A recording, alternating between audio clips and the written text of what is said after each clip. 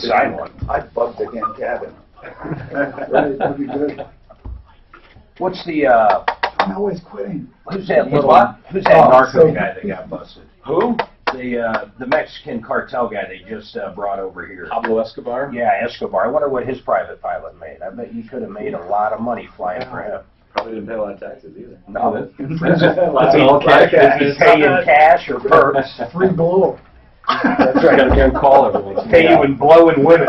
And not ask questions. Right. My first job on this side of the industry, I got more than half of my salary in cash. No kidding. Yeah, just the guy I flew for was a big tipper. Wow. What happened? Why'd you go? He was an asshole. Arrested? A bit of a maniac. Okay. No more blow. He didn't like driving. He didn't like flying into those South American airports at night with just car lights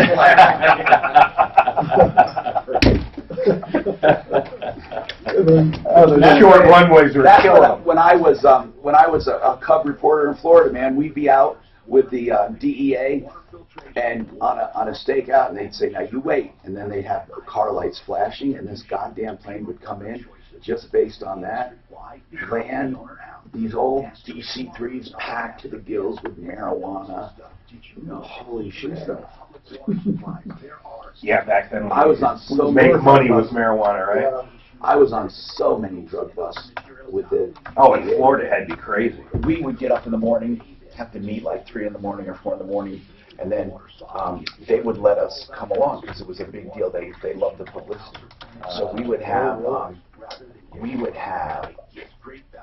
access, you know. So we get they let my photographer on the front of a front end loader, went through a warehouse door, not on the I mean, he was in the cab. I suddenly pictured this guy sitting in the bucket. Lost another one. I swear to Fucking God, it reporters. was dangerous. They made us wear vests. We went on no knocks where they would just bust the fucking door down and run in, and these guys would be in bed and kids crying and stuff, and they would just haul them away. It's the good old days of They journalism. called them the cocaine. Oh, you were in it. You were a photographer. Cocaine cowboys. Cocaine cowboys. That's when I was in Florida. They all had those little Uzis, those little guns. Yeah. God, did they find I'll come out there and drugs. call that guy. So I worked at one of my first TV jobs, WBBH, in Florida. It was Naples. Naples, Fort Myers. We got so many drug busts. That was the big news. That's how we sold. Then we sold it to Miami and Tampa. It was fun. I loved it. It was so exciting starting out. God, TV, it was so, it was so big. It was just so big. Now it just sucks. God, It's a different world now. We were one of a few sources people got news from, We were like a Oh, god. we got the new The Troubleshooter Show. Got a new one. I just loved it. Tom acrylic. Martino, The Troubleshooter. Yeah, it's Oh, you beautiful. see it? You do it the exact same. Hi, Tom Martino here, your troubleshooter. Welcome. Fighting your battles, helping you for 40 years in Denver, well, nearly, and we are continuing the battle. If you have a problem, question, or complaint, you give us a call. Longest running radio show ever with the same host and the only show of its kind anywhere in the universe. 303-713-TALK, 713-8255. Welcome. You know we talk about much needed stuff, and today is no different.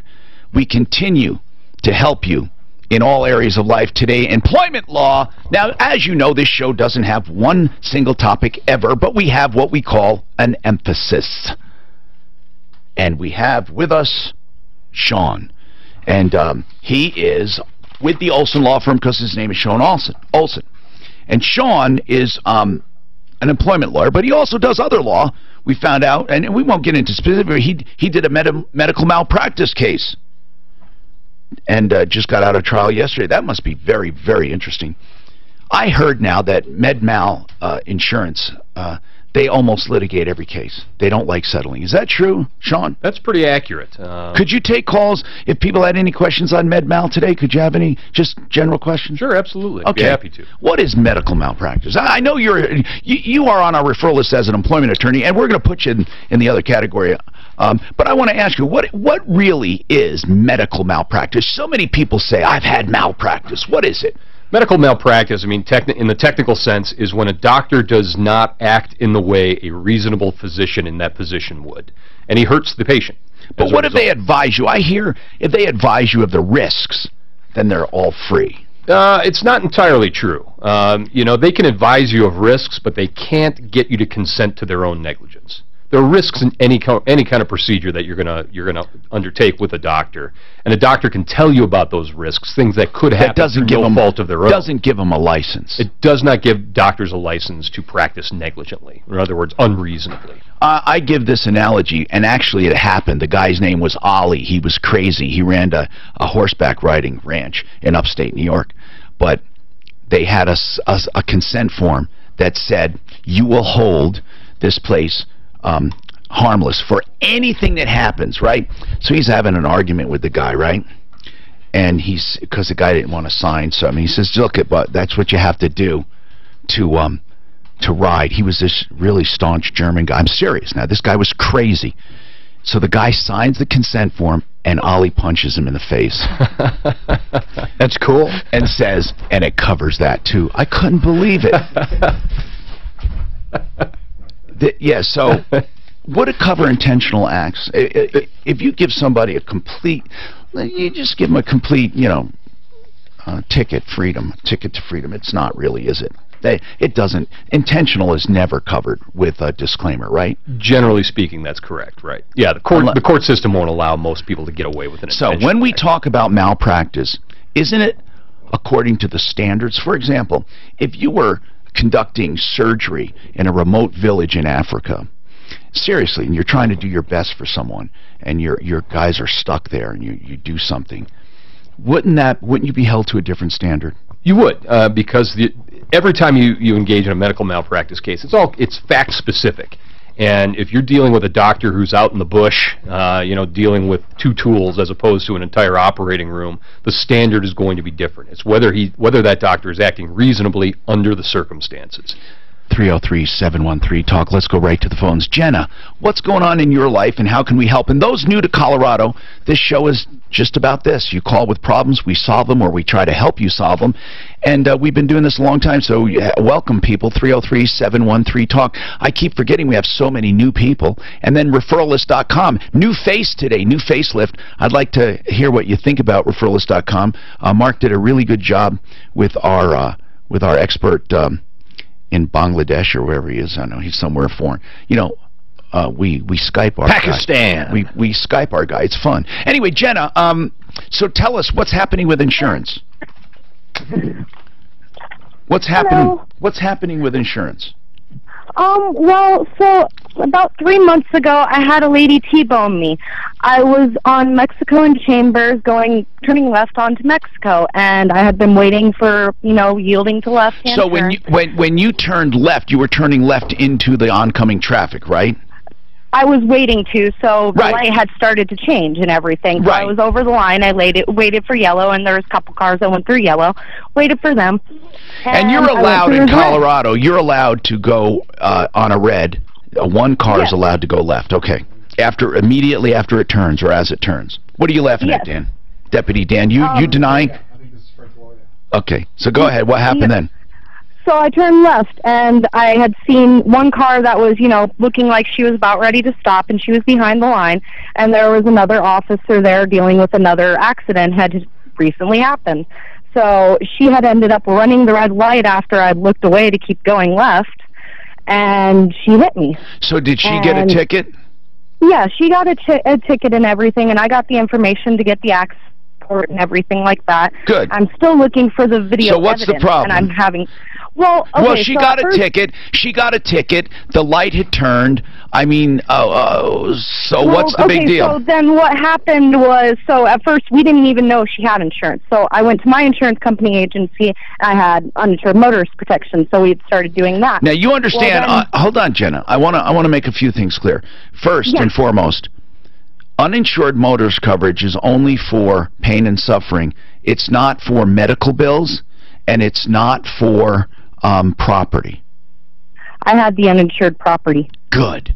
That's a very I did, that's a very good check thing. on that. That was one thing. I did double check. Because and I actually that's have what it's both called. of those. First of all, medical payments is separate, and then you have uninsured motorists, and all that is, it steps in as a dummy for you to sue, not sue, but for you to collect from when there's not another party with insurance to go after. And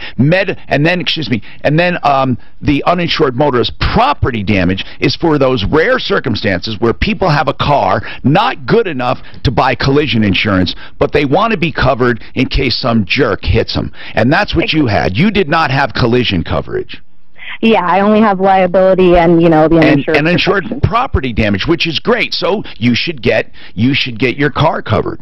Well, that's what ended up happening. Like, we were working on it, we were going to get it covered, and then her insurance company came in and started, her insurance company even came to my But mother's you house. can still, listen, you can still go through your insurance. Oh, no, she was no longer uninsured is what you're saying. Yeah, Okay, gotcha. that's what I'm saying. After Okay. that point, she was no longer uninsured. so my Oh, insurance and who's company her couldn't do anything. who's her insurance Fred company? Loya. Oh, no. Yes, and so, her insurance company, in the whole week that they had been trying to, talk to me, that's cool. I've been working, though. All right. Fred they called Loya. in. Fred Loya is the top 5 of the bad. You got Loya, Allstate, State Farm, Farmers, and American Family. They're the worst. Now, let's speed right to it. Where do you stand today? Well, today I'm still looking for the video evidence, and Why my are they insurance company- denying it? Yeah, they're denying me. The lady who had hit me said that we both had yellow Okay. lights, and now Okay. that's Here, wrong. listen. This is an easy thing, okay? Okay. You need to sue that woman directly in small claims court, and I'm going to tell you why. She's going to get very upset, and she's going to yell at her insurance company, I need help. This person is coming after me. You can sue. You can use the ticket, and you can use whatever evidence you have and your recollection to go after her. And she will have to go to court. And even if she gets her insurance company involved, they will have to go to small claims court, or if they get an attorney, they will still have to have what's called the relaxed rules of evidence. But it throws it into court, and an insurance company, no matter what, it's going to cost them $5,000 minimum to step into a courtroom to do that. Isn't that right, Sean? Minimum $5,000. Yeah, I think that's fair. Yep. $5,000 minimum. Not for you, but for them. And because you file in small claims court, it dictates relaxed rules of evidence. Those rules still apply. Let me tell you why they do that. Because people that don't have a lot of money, when they file a small claim, companies used to intimidate them, and they used to then kick it up to a higher court just to mumble-jumble them to death. But the rules say, no, it's going to be just like small claims court, but it's going to be in a higher court, and you still can represent yourself. So I'm recommending that you're not going to have to go to court. I think once you file this lawsuit and you start proceeding, they're going to settle with you. What do you think? John Fuller says all the time about Fred Loya, they refuse to do anything. Once he follows a suit, all of a sudden they're their best friends. Oh, no, let's not do this, and then the negotiations start. They're chicken. That makes sense. This is all new to me, too, and I was actually looking to maybe get a lawyer. Well, I don't know if you need one. I mean, first of all, it's not going to pay you because they're not going to take this on contingency unless it's personal injury. Are you claiming any personal injury? No, I'm not. There's not going to That's be why I enough wanted damage ask to you take and it. talk If and you were stuff. going to be a jerk, Jenna, and you're saying, oh my God, my back, my neck, I can't work, my vacations are ruined, I can't have sex anymore, I can't enjoy the color of flowers. I mean, people get crazy when they have an accident. I'm saying if you're not doing that, you're not going to get an attorney. And I'm not recommending, by the way, you do it. So here's what I think you do. You don't need to hire an attorney right now. I will never say you don't need an attorney. But remember, if you hire an attorney, you're paying for it, and it may not be worth it. What's your car worth? Right now, it's worth $4,892. Yeah, I mean, when you say right now, I mean before the accident, right? Yep, I mean before the accident. Okay. It was brand new, All right. wasn't even touched, barely scratched. What do you or mean brand anything. new? Like, my grandmother gave it to Oh, me. My grandmother, okay. like, took really good Okay, care Jenna, of it. She only drove it to church and back. Jenna, I'm going to tell you Pretty something. much. You got to file the small claim immediately, okay? Just do that. It will help you. It will get the ball rolling and value your car, the damage, all of that, and get it in the lawsuit and do it quickly. And then you can call us along the way if you need help. I just think you need to do that. By the way, we have Sean Olson today, and he is talking employment law, but if you have any medical malpractice cases, he'll be glad to take that. And we also have other attorneys on our referral list, our new referral list, referralist.com, and Wink and Wink is one of them. I hope this law firm you never need. In fact, I hope you never need Sean either with employment problems or medical malpractice. But Wink and Wink, they're great people if you need them for a fresh start, whether a Chapter 13 or a Chapter 7. You can call them for details, 303-410-1720. I want to dive into that intentional act a little more. What's that? Well, I'll ask you on air, but if the doctor intentionally creates damage on you, and it's proven, that would be hard. So, let's say the whole operation is on video, and it's evident he cut off the wrong arm, and he did it on purpose because you were fighting his wife. Right. Whatever the deal is. Would his medical malpractice then not pay that person because it was an intentional criminal act? That's a good question. I don't know. I've never been presented with that issue. I suspect there'd be some coverage issues that COPIC would probably have means to back out of it. It'd be like homeowners insurance. You know, That's where I was coming from. Or, you know, if I drive one of my cars into the other one on purpose. Right. Yeah, it's not going to get covered. So there's a chance. I guess I have never looked at one of COPIC's. You've never met a doctor that intentionally cut the wrong arm off? Also, never met a doctor who intentionally cut someone's wrong arm. There was that famous case where that doctor was. The one was giving AIDS to people. That was a big one. Wasn't that here in Colorado? There was one that delivered babies and. Oh. No, he was killing. No, he was. If it's the one we're thinking about, he got like 50 years, but he was taking. He was doing abortions, but they were live babies. I mean, like, he was giving birth and throwing him in a dumpster. Is that what you're talking about? That guy just got, I mean, he got life basically not long ago. Wow. Oh my God. I mean, he was there. You can't call an abortion when she's giving birth in your office. I just talked to a doctor down in Florida who is a friend of mine. He just needed some advice because he's getting sued. And for some pretty bad malpractice thing. He admits that he probably didn't do the right thing.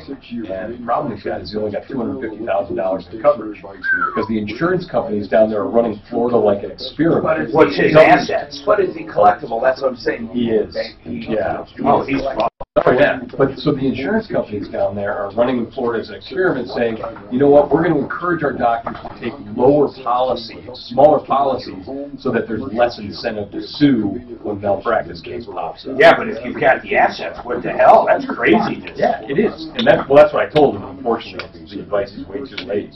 But I mean, how much do they think the case is worth? Millions? a couple $1 million. Holy shit. Yeah, so I mean, he's fully exposed now as a result of that. In the mountains, experiment failed. And they don't have, like, even if he had $1 million, he'd have a good shot of them just settling. Bankruptcy is an option. Yeah, but they'll take a shitload of his assets. First you got to get that judgment against you. Well, you got to figure out too what's in whose names. Does his wife actually own anything? You take a doctor, you take an attorney, and you split the assets. So the doctor screws up. But the problem is you never know if you put everything in your wife's name, then she accidentally runs over a little kid. It don't matter anyhow. So it's like all a coin flip. And the way my wife drives, shit. What do you think? It's 24/7. What kind of planes do you fly? Like Talk Radio 630, hey, how on the survey at checkout. There's nothing guaranteed or your money back. That's ovation.com and select Talk Radio 630, hey, how at checkout. Get ready for the Dream Machine giveaway. Speed away in a 2017 Camaro at Lady Luck Blackhawk, Sunday, July 2nd at 8 p.m. Or a 2017 Corvette at House Casino Hotel Blackhawk, Monday, July 3rd at 9 p.m. Receive 1 free entry daily and earn more with play. Win a 2017 Camaro or Corvette during the Lady Luck and House Casino Dream Machine giveaway. Must be 21. Any and all terms, conditions, or benefits published or received are subject to change or revocation without notice. Eligibility rules and gambling problem for 1-800-522-4700. Does getting something flavorful and balanced on the table feel like a chore? Let HelloFresh take care of meal planning so you can save time and have fun cooking. I'll never understand why we don't have access to that logger. But it's just where you see this here, that's cool between the technology and the components. They're the ones that put the siding on you drive underneath that. So luckily I sold yesterday for $24.30 and dropped the bucket in half, came back. All from that? It's from that. So just not today, they do it. It's flannel. They knew it was flannel. But they had flannel. Wait a minute. What siding is it? Oh, it's all brand new, right? Giant. I mean, I don't know. Is there siding that's, I guess, gray? This is aluminum that's covering on it. Brand new that has chemicals? Oh, yeah. Okay. It's like a little airline. I would want to. Hi, Tom Martino, your troubleshooter. Okay, I want to tell you, I'm going to get to all of you. We have so many wonderful calls, okay? But I will get to all of you. And please, because some of you we've actually talked to before and said, let's get this on the air, see what people think. Jeremy, what's going on with you? I'm taking you because you held yesterday and did not get on. What's going on, Jeremy? Okay, so this is kind of a recap from last week. I'm with American Family Insurance, and they paid out on a claim with no photo evidence. And right. Yes, we looked into this. And that is, they paid for a flood damage in the basement. Wasn't it water damage? Yes. They paid you for a bunch of boxes, X amount of dollars. You claimed so much, they gave you less. But they gave you a satisfactory settlement. And then you said, by the way, my father-in-law also had some boxes in there. And they said, well, get back to us on that when you tally it. So you tallied it, got back to them, and they said, no, we're not going to do that unless we have photographic evidence. Yeah, because the boxes were gone and no pictures. Right. And so we talked to Compass Insurance. And Compass Insurance said that's highly improper. He thinks that they should pay the claim unless they have reason to believe you're committing fraud, and it's ridiculous. Boy, I have an idea on this. So I want to know, what's your idea, Mark? Freddie. No, well, I don't know what Freddie can do on that. We're talking about a Freddie needs to read the policy, and that's what'll do it. If he looks at the policy, if the policy doesn't stipulate you got to have video evidence, there might be an end. I don't know. So, Jeremy, question for you. Why did you call today? Did you want to know what we're doing? No, I called you back because you told me to tell him I wanted to know what the contract language... Here's what I said. Show me in the contract, show me in my insurance policy or the policy language where it authorizes you to ask for this or it requires me to have it. Right, and his answer was, it's in the mail. And I said, okay... It's in the mail? Oh, yeah. So he says he's sending it to you. Correct. And what I wanted to tell you was what really agitated me... They don't have it, by the way. Okay, go ahead. What agitated me was that I said, well, why did you pay out on the claim to begin with if you had no photo evidence? He says, well, I guess you're just lucky. You know something? He's being a smartass. Listen, this is so we're going to sue. You're going to sue for bad faith. That's 2 words they hate hearing. Bad faith. Listen. Let's go through Freddie, because here's why. Once they acknowledge there was damage, they've already opened it up. Now it's time to open these floodgates up. All right. You know what we're saying, Jeremy? Here's what's going to happen. Every dime that you've gotten is yours. If you hire a public adjuster, this is only the public adjusters we represent on the referral list. We require one thing, that they do not take any money until the person gets an offer. Let me explain this. If you have flood damage, hail damage, wind damage, whatever the loss, You call your insurance company, get as much money as they can give you. Once that's over, then you call the public adjuster, and then you only pay him a portion of what he gets you in addition to that. So there is a no-lose situation. Even if your claim has been closed, even if you had a roof replaced, windows, doors, right now, I'm talking to all of you people out there, right now, if your claim has been closed for 6 months and you thought, to up to 2 years. My claim has been closed. I don't have a claim. You do. You can call a public adjuster today on any claim 2 years or younger and say, could you give this a second look? And anything that he recovers beyond what you originally got, they take 10%. It is the most amazing service I have ever heard of. There is absolutely, positively nothing to lose. So in your case, you've already gotten paid. Let's call Freddie and say, Freddie, do us a favor. Go after these bastards and do something for this guy. That's what I'm saying. Yeah, and I have a feeling because they already acknowledged damage, he's going to get whatever the reimbursement is, as long as it's not BS, as long as it's a fair amount. The guy's not asking for something that's not possible. Now, Jeremy, that's the next step. We're going to put you in touch with Freddie. Although I do think they are so stupid at American Family because they do risk bad faith because they're arbitrarily turning you down for something they've already paid on. So to arbitrarily do that is ridiculous. I mean, because they're not denying the boxes were there. They're saying you have to have photographic evidence. So, Jeremy, you're saying, I want to see the policy language that requires me to have photographic evidence. You need to talk to someone above that jerk you talked to. Who was the jerk that you talked to? His name was, oh, forgive me, Tom. No, he was an adjuster, right? He was an adjuster, But you can talk to someone above him. Yeah, I'm sure I could. I still wouldn't mess with it. Have Freddie do all this. Have him do everything, man. You have nothing to lose, everything to gain. All right, Suzanne, let him at least talk to Freddie, okay?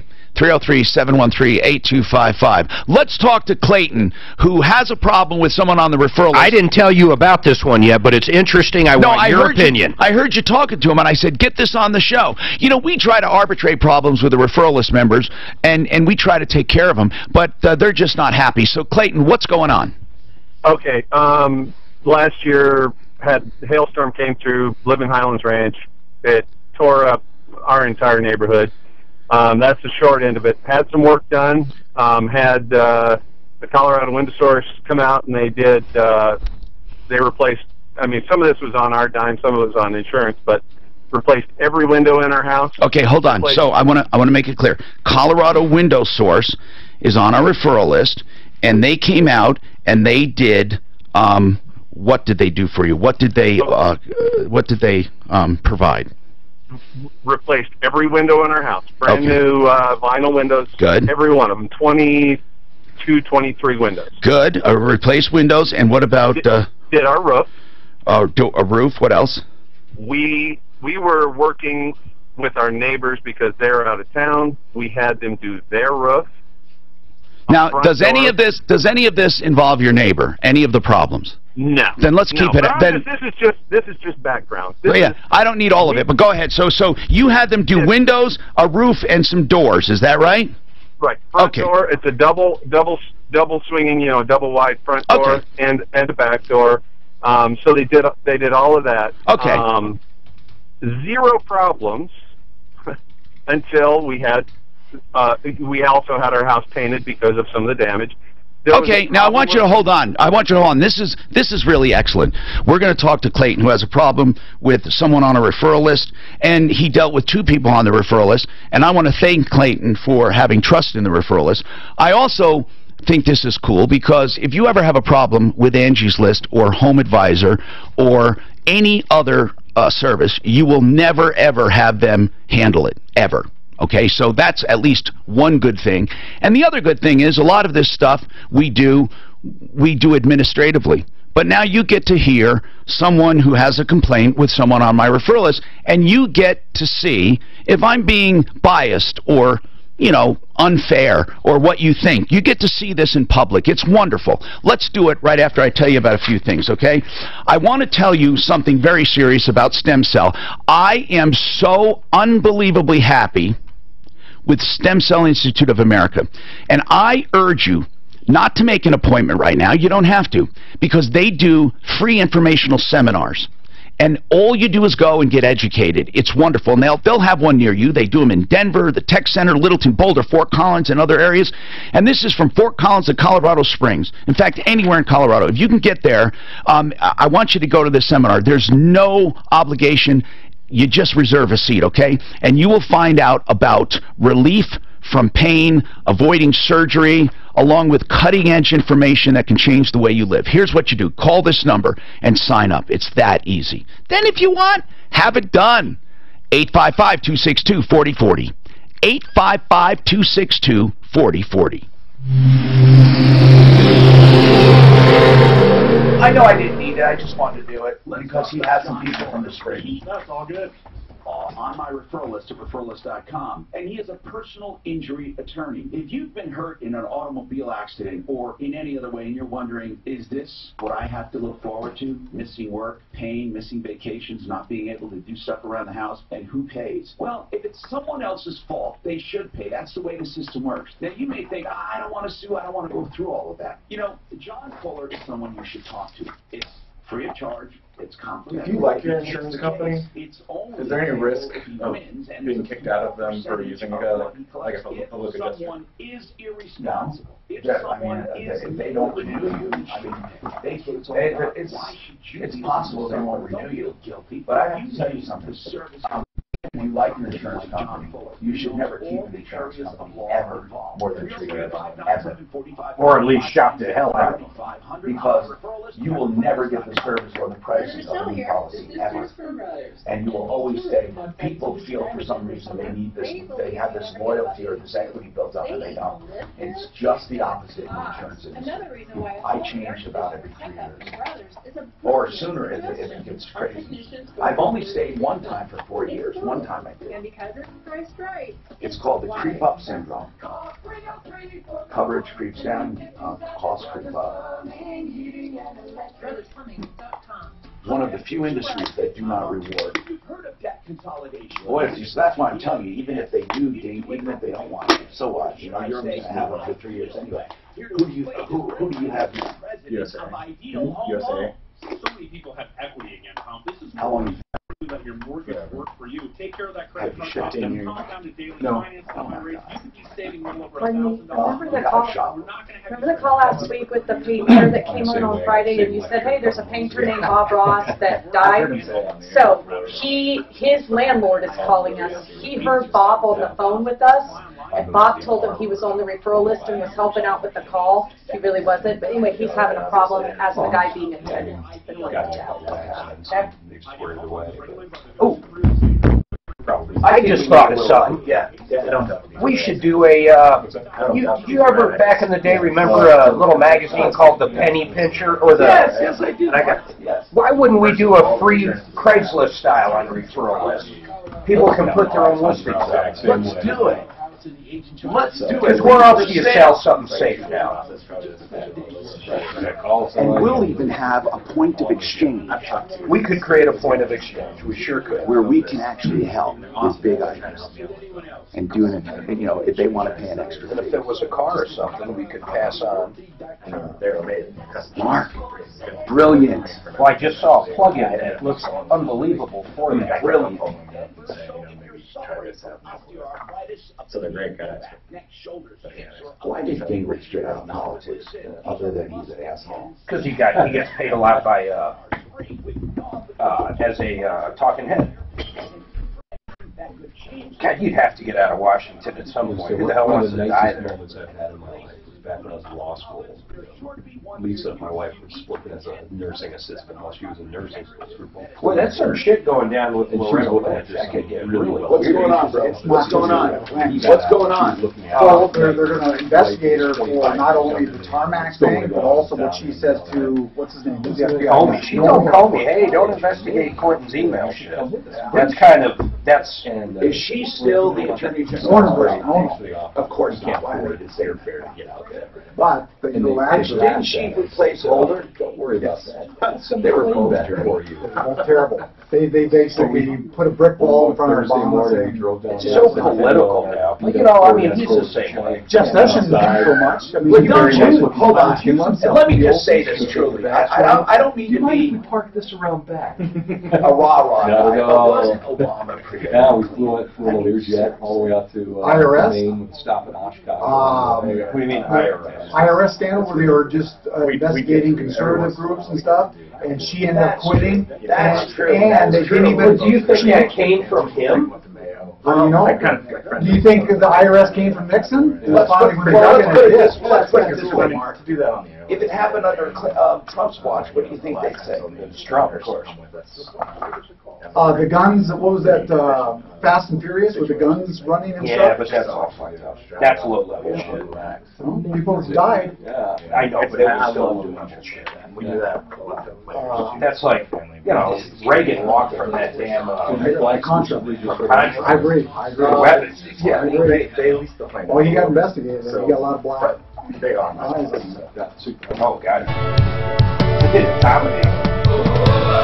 Hi, Tom Martino. Okay. We're going to take this and continue with this call. Again, I heard Mark talking about this on the off the air, and I said, hey, why don't you just have him come on the air? Clayton was unhappy with someone on the referral list, and I thought, you know what? Let's just get him on the air. Now, we didn't tell Colorado Window Source about this at all, did we? We should probably call him, but... Well, no, I've spoke to them, not since today. No, I know, but I didn't tell them I'm doing it on the air. I mean, we call all businesses when they're on the air. We tell them, hey, somebody's calling about you. So anyway, here's the bottom line. Clayton's unhappy. He had a hailstorm. He hired Colorado Window Source, and he went beyond just the damage. He replaced all his windows, the roof, and some doors, and he's going to continue the story because I haven't heard the problem yet. Go ahead, Clayton, but I thought people might be interested, and then I'll let you judge me on how you think I handle it. Go ahead, Clayton. Sure thing. So they did this work. They did, and Colorado Window Source work to this point had been very good. Okay, good. Painters come, they goof up the doors. They have some equipment malfunction. I end up with Now these are painters also on my referral list? Yes, I think, right or not? I'm not going to throw anybody under the bus. Okay, yeah, they are. They're good guys. They're great guys. So they when you say they screw up doors, they did the wrong color, right? No, they did the right color, but the equipment malfunctioned and it splotched a big old blob of paint on In the interest of time, let's just summarize it. They replaced the doors for you, right? And they stepped up. They replaced the doors. Excellent. We said this is what's reasonable on information that we got from the people at Colorado Window Source. If you sand these doors, it voids the warranty. And so they said, well, we'll just sand them. And I said, no, that's not going to work because there's, I think, a UV protector. Well, it doesn't matter. They're replaced. Let's move on. Let's move on, Clayton. I got to get to the problem. All right. They bring the doors out a couple weeks ago. I'm out of town. This always happens when I'm gone. Now, what do you mean they bring the new doors out? They put, in it. All we asked for them to replace were just the slabs, the door portion. Left the frame in place, like the skin. Left all the jam, all that stayed in place. No, they're replacing the door, but leaving the jam. Yeah. It's not just the skin. Right. Okay, go ahead. Then what? So they put the doors in, and my wife notices on the inside, not on the outside where it would be, hidden by the weather stripping or anything, but on the inside, there's a ding in the door, in the top of the door, and it appears that it was in storage in their warehouse, and I know it was in storage in their warehouse for an extended period of time. Okay. So then what? So the door was dinged, and then what? So my wife said, well, that's not going to work because there's a problem with that door, and now we're basically in the same situation we were. We've got a damaged door that if we sand it, it's going to be voiding the warranty. And I was told, I said, just have them put the old doors back on. I'll be home tomorrow. I'll deal with it. So this was a couple weeks ago. I get home. I call up one of the owners of Colorado Window Source, go through the deal, and immediately he starts screaming at me on the telephone. And I said, look, all I want is, he says, well, we'll come out and we'll patch it, and fill it and sand it. Now, how many doors? How many doors are we talking about? One door? This is a door set. It's a 2-door set. Okay, so and one of them had a ding in it. Correct. And I should mention that the people that Mark talked to said that this ding was nearly indistinguishable. It was so small. Is that whether that's true or not? I don't know. But anyway, go ahead. But I didn't pay for one with a ding. I paid. Now, I understand. This isn't like it's a cheap door. This is $2,400. Okay. Just for the 2-door pieces. Okay. That's it. $2,400 just for that. And he says, "Well, we'll patch it, we'll sand it, and then we're done with you guys." But they were just going to patch and sand that one part, or what? I mean, Mark, what were they going to do? Help me. You dealt with this. Yeah, they said, listen, we fixed the door 100%. It's got its full warranty. We want him to have the full warranty. We want him to come down to our place and look at it. We'll come out. They were, at first, they wanted to charge to install it again because they thought it was ridiculous. They had to pull them out. I said, now, come on, guys. And they agreed, we'll go back, we'll install it. But if you want to, come down here and inspect it. It's perfect. He never saw it. Okay. The wife is the only one that saw it, so no one's seen the repair. Hold on. So right now, he's saying it's 100% repaired with the warranty. With the full warranty. And all they want them to do is inspect it? Or they'll just go out and install it. But they said if he wants to come down and look at it first to see that it's perfect, that'd be great. So where are we now, Clayton? Are you going to go inspect it? Here's the deal. Well, it was a couple weeks ago. I sent them, because after this conversation... I'm just asking, are you going to go inspect it?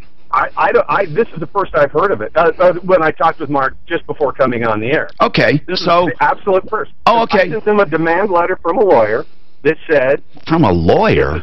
Yeah. I said, this is... I got somebody that wrote a letter for me that just, stating the case, said, hey, look, if your deal is you're going to put the door in, you're going to void the warranty, Clayton, right now, they're saying... And I'd say this no matter who it is, they're saying they repaired it and you have the full warranty, now we'll verify that, and that they're willing to install it free of charge. They simply want you to inspect it to verify that it meets your approval. So, will you inspect it? I will consider that. What do you mean consider it? Do you want a door? That's the door you ordered. And if it's 100% fixed and looks perfect, why would you not have them install it? I'm asking a simple question. What do you mean consider it? It's the original deal. No, they're telling me, here's the deal. They're telling me that the warranty, they're telling you the warranty is... Well, Clayton, of course we would verify that. So what? But I'm asking you, let's assume for argument's sake that the warranty's in place and the door is fixed. Will you inspect it? And if it's nice, if it's perfect, you let them install it. And that's the deal. If everything is right, that's Clayton, well, of course. I mean, I don't understand. So what's the problem? If Mark said they want you to inspect it, they're willing to install it, there's no charge to you, and it's under warranty, that's an easy verification. Is everything all right then? Well, I would assume that it would be, yeah. Okay, well, that's wonderful. I tell you that it's going to be fine, and then I see something and it's different, and I change my story. Then I look like the idiot. What are you talking about? If I say, yeah, sure, we'll let them do it, and then I find out, oh, well, the warranty's not going to be valid. Well, no, I'm saying I'm looking like a moron. I'm saying if your door is a new door under warranty and it looks perfect, like any new door, I don't know what perfect is. There's no such thing, but like any new door. Yeah, but if it's appropriately done and if everything's right on it, if the warranty's good, it's what I wanted. Good. I said, just give me my money back, and I'll have somebody else do the work. Money back for what? For the doors. If they can't meet the deal. I think here's but Clayton, let me explain something to you. Nothing's ever perfect. If in other words, if people have a problem, it's what they do with the problem. I mean, we never get complaints about these people ever. I mean, never. So if they say, look, I think maybe they thought here I'll grant you this. We're all human. They might have thought, oh my God, there's nothing wrong with this door. They took it back and they said, what are you kidding?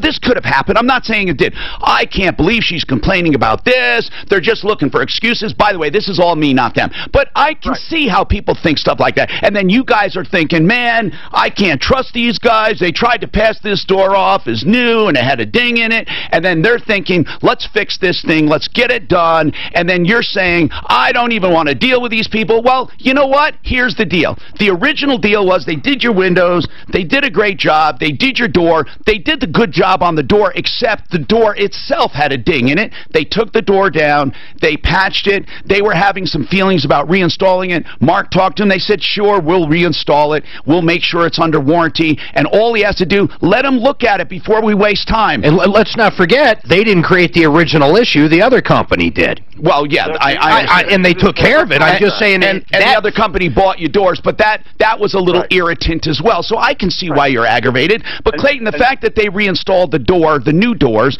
and there was a little ding in it. Again, I don't know. Did your wife take a picture of it? No, she didn't. Okay, she should have, because I would have loved to see it, but she didn't. But it doesn't matter. Right now, those doors are at his place. They redid them. They're even smart enough to say, hey, before we waste our time and reinstall it, let him come and look at them, and that's where we were at. But Mark, you were telling me that he didn't even want him to reinstall. This morning, Clayton, pull him back up. This morning, you said no matter what, you basically just want a refund and walk away. So yes, he's changed a little.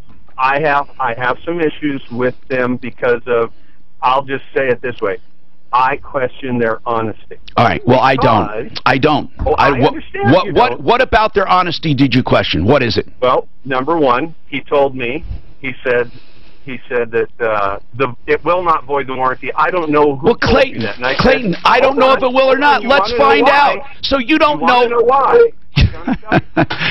He had, you know what? Clayton, here's what it is, okay? You don't like him. That's what it is. Something happened, and you don't like him. And you know what? They created it. Something they did created it. Maybe tempers flared. Who knows? They created it, okay? And now you don't like them. Here's the bottom line. They've done nothing at all that would be dishonest. If they say it's under warranty, we'll find out. Let's reserve judgment. Let's find out. And if it's under warranty and if it's fixed, Mark, I'd like you to see it rather than have him go. I'd like you to be with him, or I'll go down and look at the damn thing and see. I want to see if they're nitpicking or if it truly is a problem. They haven't even looked at them, though. It doesn't matter. They haven't even looked at them. Okay. And then we'll verify it's under warranty. I bet you they're perfect. And then we'll verify it's under warranty. But that's the way it is. It's like any problem. The problem's fixed. If you don't like it, tell them. But you got to at least look at it. Okay, is it me? Was I being biased, or is this guy trying to be a pain? No, he's a nut. No, he's not a nut, but is he trying to be a pain? Yeah, you weren't going to make him happy. He didn't want to be happy. This morning he wanted a refund, and that was it. He had an attorney involved, and I'm just like, there's nothing I can do now. I mean, this has nothing to do with the referral. This is a kind of consumer that I would say you're not going to be happy. You're looking for a problem. Yep. Where did it go south, though? That's the problem. Colorado Window Source ought to want to know, why did it go south, Mark? Why? Where did it go south? What was the first issue that made it go south? Everything was fine up until they had to order new doors. Dan, They were pissed. check. It's all good. Who? Colorado? No, Auburn Clayton was pissed. They had to order. But they had nothing to do with that. That was the other company. I know. Which he doesn't have any problem with. So I don't know where it went bad. I agree with you. It might have went bad when they went back to install. Here's what my understanding is. They send the people out with the new doors to install. They get them installed, and then the wife says, no, there's a ding on it. And they say, okay, well, we'll fix it, we'll do whatever. No, I don't want the doors. Put my old door back on and take these away. So the people take the old door off they just installed, bring them all the way back instead of fixing them on site. That's probably where Colorado Window Source was like, what are we going to do with these people? It's the second time we've installed the doors. Now they're not happy over this ding. They don't want us to fix it. But I don't know that. Did the painter pay to have them removed? Yeah, I don't know the answer. Because really, I don't know the answer to that. Colorado Window Source shouldn't have to ding. It should be dinged for the no, but should they be dinged for the third reinstall because they wouldn't have? The woman said, "No, I don't want them. Just take them." Well, I don't know if that's even what happened. I don't know how bad it was. That's the thing. I don't know. They said it was absolutely absurd. They said it's something we would fix on site at any given time. You know. I would assume anything you deliver could possibly have a ding on it. How about furniture? Too many Coloradans are addicted to opioids. I mean, I don't know. I didn't see it. Battle addiction. And each year... But I don't understand this whole warranty thing. If you have if I go back to American Furniture, I buy a table from them, there's a ding. I call them up, they fix it, it's done. They don't send me a brand new table. Pardon me, Mark. Clayton said he will accept the warranty if the rep from the manufacturer says it's under warranty. He says, is that reasonable? I said, I just have no idea because I didn't hear the whole call. Well, he could trust us if we find out. I mean, would that void the warranty if they did a little work on it? If either, yeah, that's exactly right. I don't even know what they're talking about. Andy says it's on the inside. At one point he said something about UV. Yeah, he's been clicking on it. But if it's on the inside of the door, what would even a UV layer have to do with it? Right. What happened And to can't the you put a little suntan lotion over the thing and call it fixed? You mean Sunscreen? Sunscreen? Mark, what happened to the door so I know? We don't know. We have no idea. No, what is his complaint? There's a little ding in it. No. And they had the to fill color it with part color. was taken care of, Suzanne.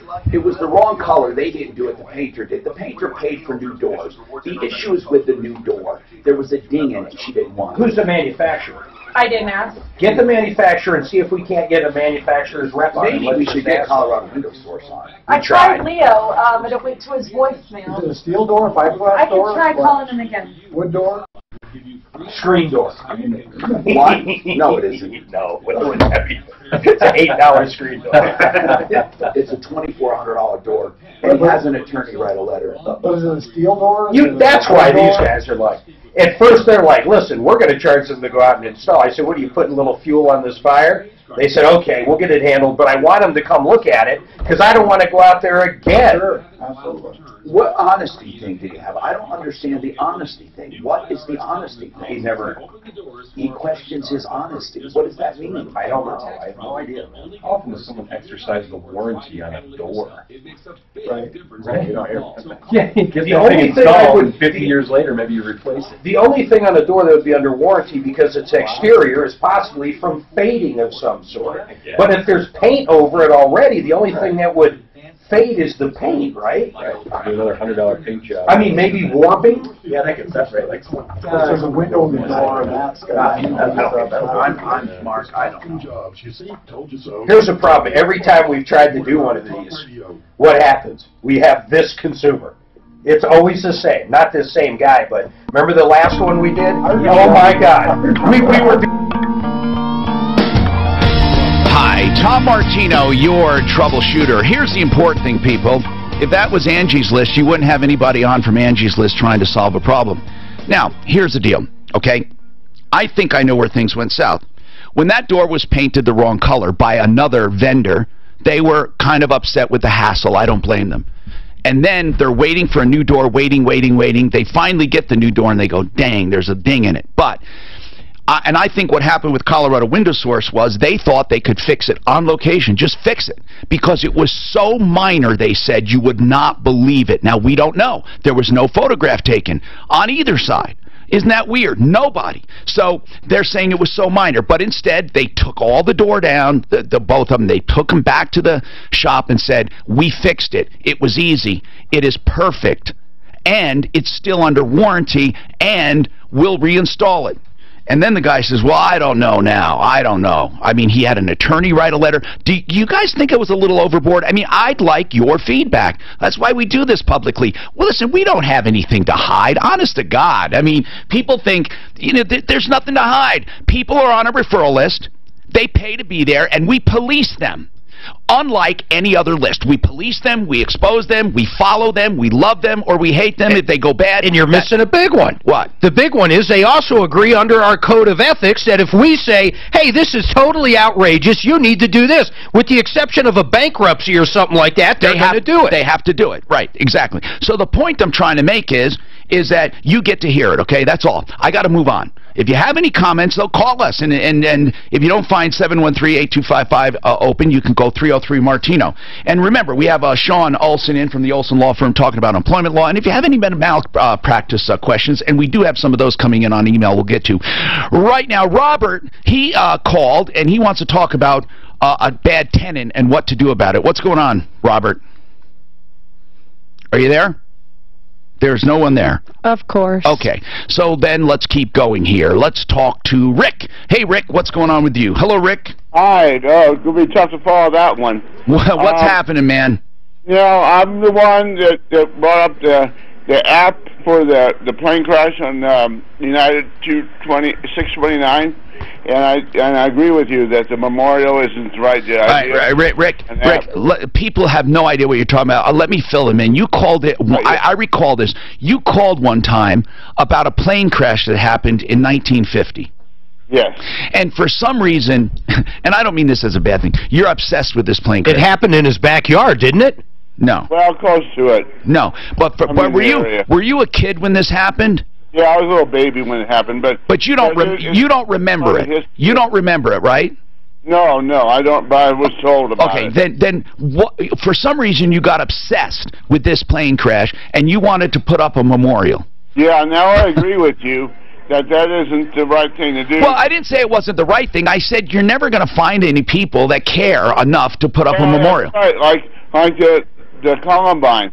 The Columbine Memorial now needs to be repaired, and then I don't know where they're. Anyway, Rick, so what about the call today? When I was on with you last time about it, you had a lawyer for patents, and I brought up the approach of having and that's Mark Trenner. That's Mark Trenner from Trenner Law. He was on. And what kind of an app do you want?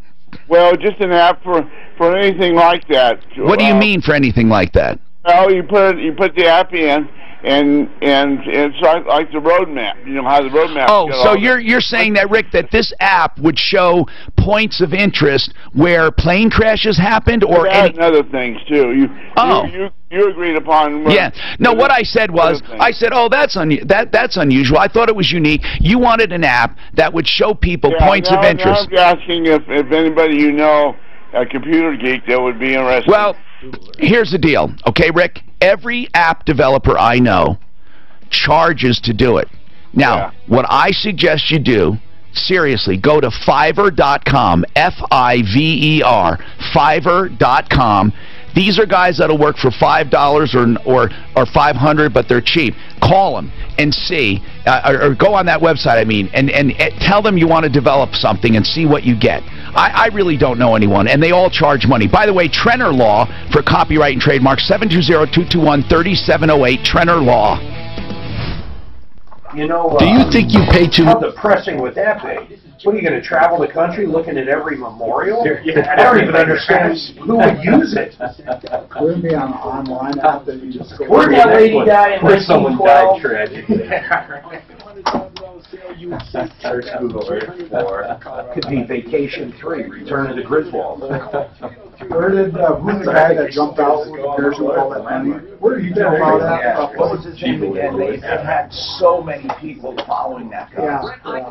And then they thought they found the money later on. Some of the money anyway. What is his name?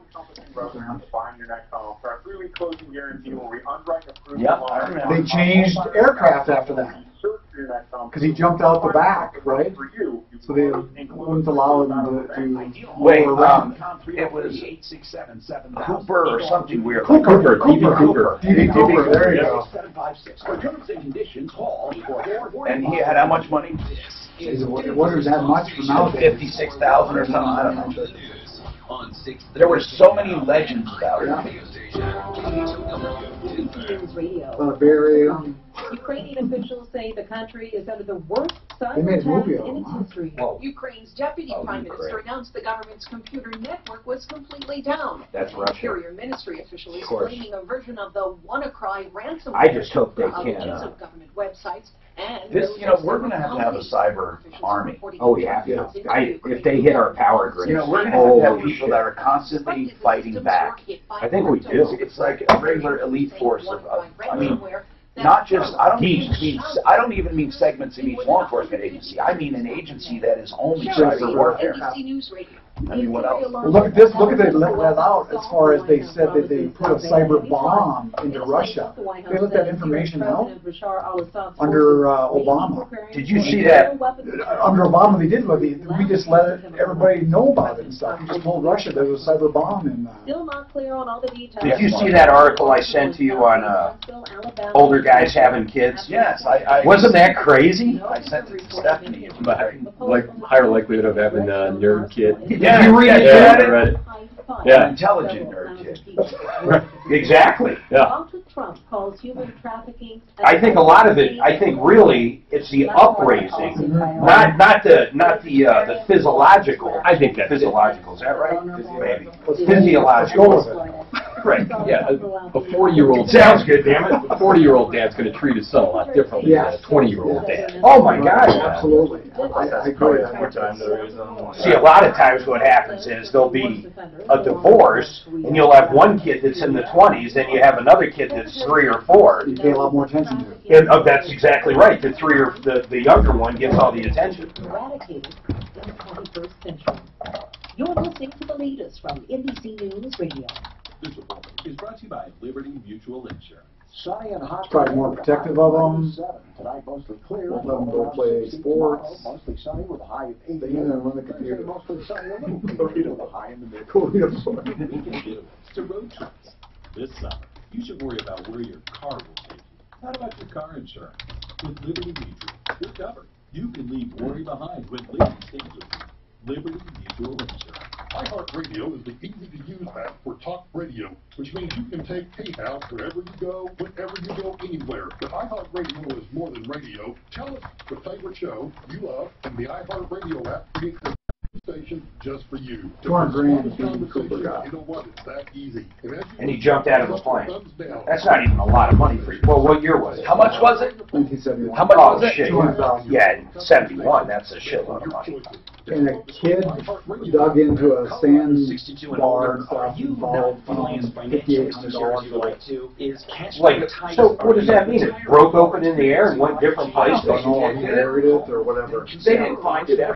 5,800 of it that matched the serial numbers. Well, they did. Yeah. But where? At Random somewhere? No, in Seattle or Washington. Like in circulation. Portland. FHA insures 9 years later. more than your house. That's a fascinating story. It is. Here are the facts. I mean, they well, look, do you remember all the stuff that used to be hijacked? We used to hijack all those planes and stuff. Like, there was a big long that started, and then all of a sudden there's like a whole bunch of them and stuff. Right. And they'd go to Cuba, Castro would take them. I didn't know what they did with them. Well, there's that one guy who's down there living there now. Oh, Did still that. from that? Yeah. And I remember when it was when Obama was talking about loosening restrictions on travel to Cuba and that kind of thing. And I think it was NBC or someone went down there and talked to this guy because suddenly, you know, things are going to get opened up. He might get extradited or someone might come down and grab him.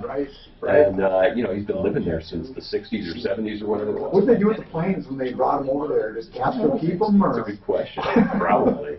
We'll send the people back. Part them out. Yeah, there you go. We'll use them for parts. Right. God, did you hear about that plane ride from Perth to Malaysia over the weekend? With turbulence? Yeah. So something happened with one of the engines, and some loud bang, and then the plane just started shaking. And so they thought, all right, we got to turn this guy around and go back. Well, they're 2 hours out over the ocean by that point in time, so they had a 2-hour ride back to the plane, and the pilots twice got on the intercom and asked for everyone's prayers. Jeez! Yeah, I didn't read that part. Yeah. Oh my God, that's the worst pilot I've ever heard of. Hey, pray for us. So, did you read about that?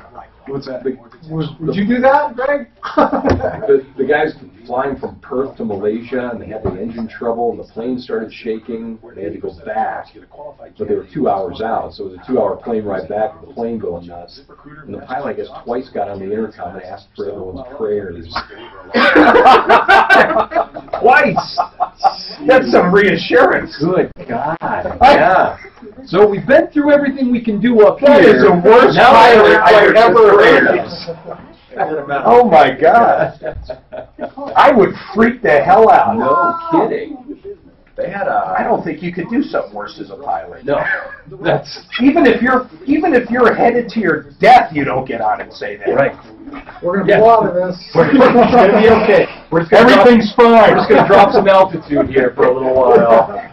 In fact, I'd just go into the back at that point and have a drink. Everything's fine. Have a drink with me. We're opening up the bar. Everything's free. God bless. Get it while it's getting good. You can't make that up. No. That almost sounds like an episode of Airplane back in the day. Yeah, really. This is the Troubleshooter Show. Help! I need somebody. Now, Tom Martino, the Troubleshooter. Help me if you can. I'm feeling down. And I do. Hi, I'm Tom Martino, your troubleshooter. Welcome to the only show ever of its kind. Hey, you know what? I am just so happy you're joining us, especially if you're new in town. Spread the word. You know, there is strength in numbers because you can tell people when they're doing a good job. You can say, hey, I heard you on the Martino Show doing a good job, or hey, I heard you rip somebody off, you piece of garbage, or whatever you want. In fact, we have so many pieces of garbage that we handle every day. Mark, what's the latest rip-offs? Well, actually, we were talking Freddie first hour. Freddie went out to her house. She was one of the two ladies that got ripped off. What was the name of the one we went out to, Suzanne? I keep forgetting. His last name's like what is it? Oh, are you Eric Lexon? Lexon, L-A-X. It's Laxon. He goes by everything, though. Laxon, Lexon, or Larson. Yes. And it's Colorado or Denver. Excuse me, Denver. Kitchen and Bath. Kitchen and Bath. Kitchen and Bath. So one of the two that he ripped off. He pulled out of the air, yeah. Yeah, one of the two he ripped off. He actually caused a lot of the damage.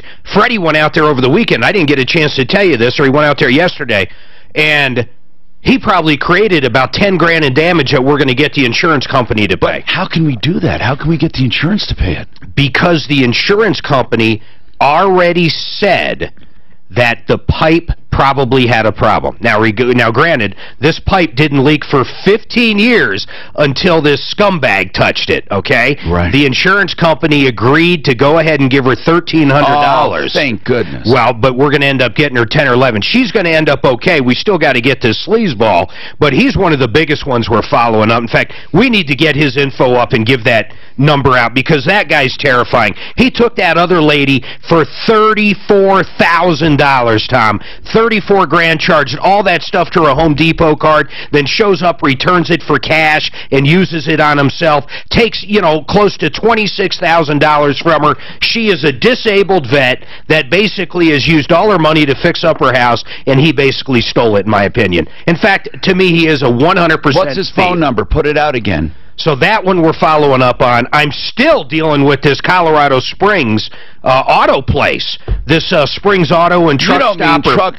You don't mean Springs Truck and Auto Service Center, do you, those scum suckers? Yep, I got to get with the attorney. I know a couple things. One, I know an independent person went out there and inspected it, and the independent person, I can't say how I know this, where I know it, basically said, yeah, they screwed up. That person went back to the insurance company, and at this point, I'm not sure where it's at, but I'm sick of thinking about it. We've got to put that to bed. This guy paid out 18 grand after they screwed up. Poor guy. So I want to try on that. See, and that's Eric Lexon or Laxon or Larson, 720. Yep. 369-2663. He's one of the worst I have seen. This is not a... This is a crook. This is an outright crook, in my opinion. Yeah. 720-369-2663. We have a full background check. We sent out to ICS on our referral list. They do full backgrounds. They do all this stuff. We should have that soon. Pardon me, Tom. Also, his company name is apparently Denver Kitchen and Bath. Right. And then he's had others. Okay, Bill has a comment on this door problem. We had a consumer who used Colorado Window Source. We've never had complaints about them on our referrals. Okay, so we had him replace windows, roof, and a front door. The front door are two doors, you know, side by side. The first time they installed them, the painter painted the wrong color, or did something wrong, and the painter replaced the doors at his expense, also on our referral list. Good people. So the new doors were installed, and the wife said there is a ding on the door, and Colorado Window Source thought they could repair it on site, and she refused. She says, take them away, put my new doors, my old doors back. They did. Then they went to the shop, fixed the ding, and they said, listen, we have the doors here. The ding is fixed. These doors are still fully warranted. The damage was so minor, it was almost indistinguishable. It's perfect. Have them come examine them, and we'll reinstall them free of charge.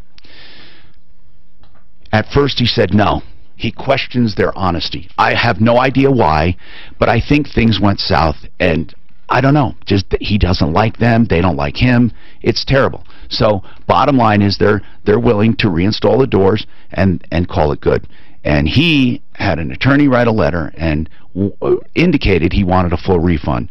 So right now, he did say, though, he is willing to look as long as we could verify it's under warranty. And anyway, we did this live on the air. A lot of this stuff on the referral list we do off the air, only because if we get a call and it's another, we don't make people wait to go on the show. If they insist on going on the air, we'll do it. I don't care. Just call in anytime you want. But here's the deal, okay?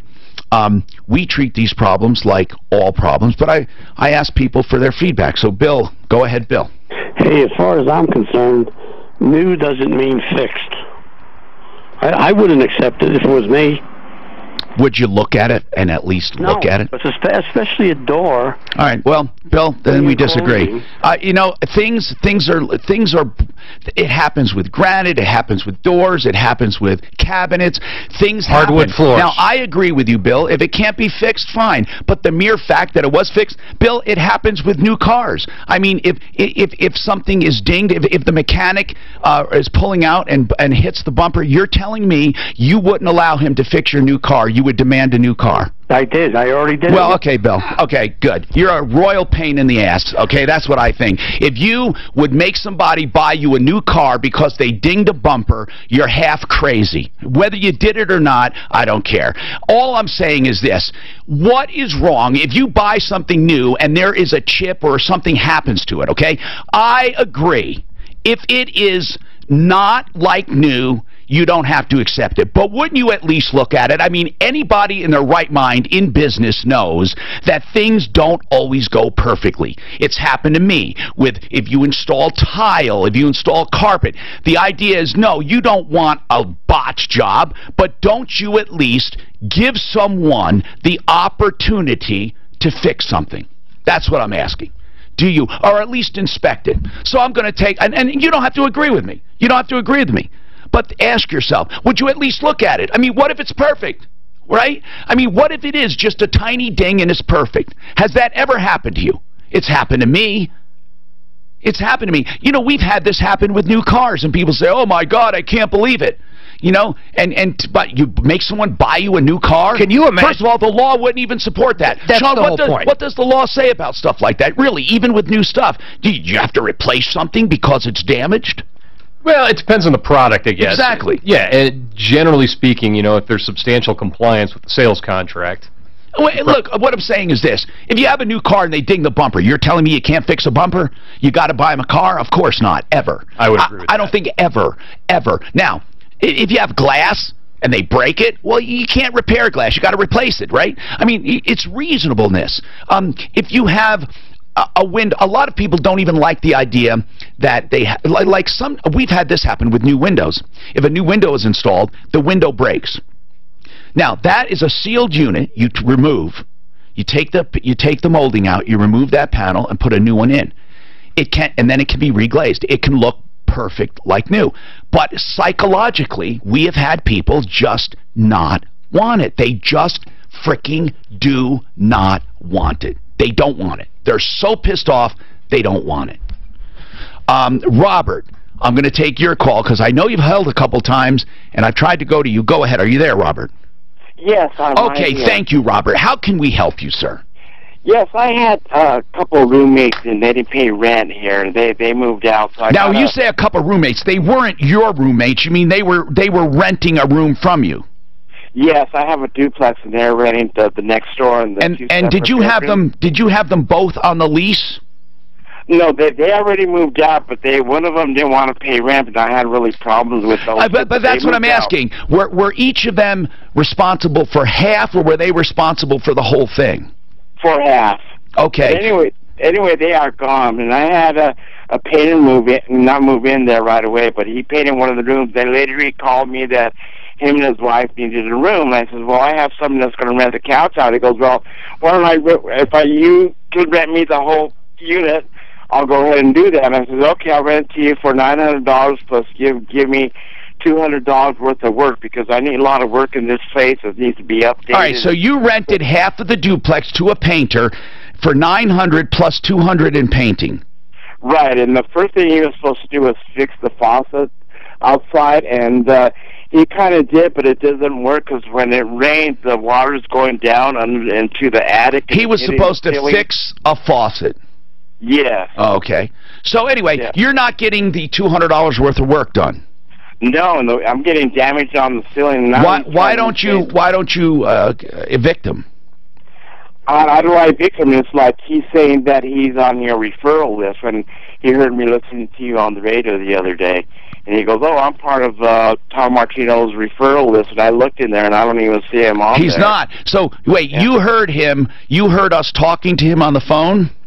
No, I had my window open, and he heard me listening to you on the radio station. Oh, he was listening. Yeah, you know why he was listening? Because he was a subject of the radio. He was, somebody complained about him.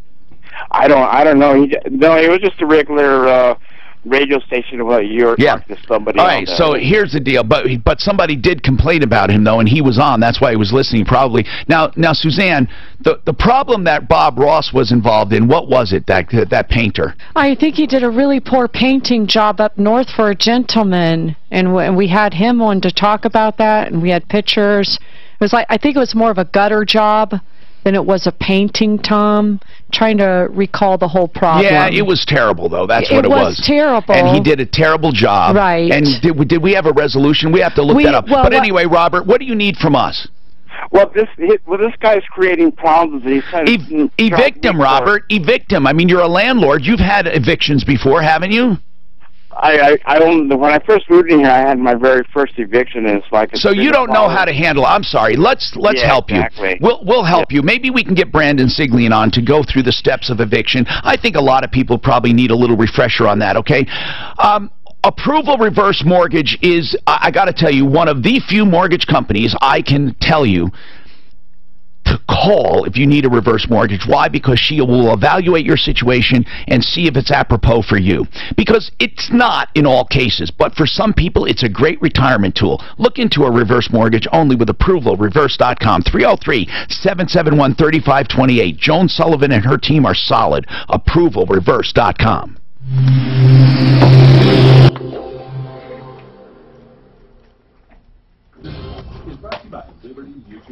South of town, there's a big crash involving about 4 or 5 vehicles. This is on the northbound side of I-25, just north of Greenland. Was that a joke or was that an intersection there, Bob Ross? Right shoulder is getting by. Name what? Oh, it was. That's it. Remember Tom made the joke about it. I thought he painted, right? Yeah, he used the show, yeah. Yes. Yeah, Tom made a joke on it. I showed my kids that show the other day, a couple weeks ago, and they loved it. Now, with a happy little accident? Yeah. Make some happy little rocks here and some happy little trees. Yeah. Traffic and weather. It's just so relaxing watching him do his thing. Like, I think he smoked a lot of weed. I think he smoked a lot of weed. You're probably right. How do you find us on iHeart?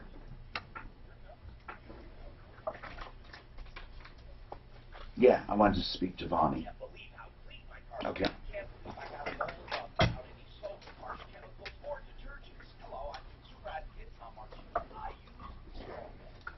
I don't understand how you download either.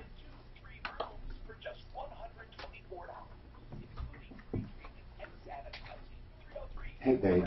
Hey, listen, Bonnie. Is tomorrow better? Then you don't have to get up early on Thursday?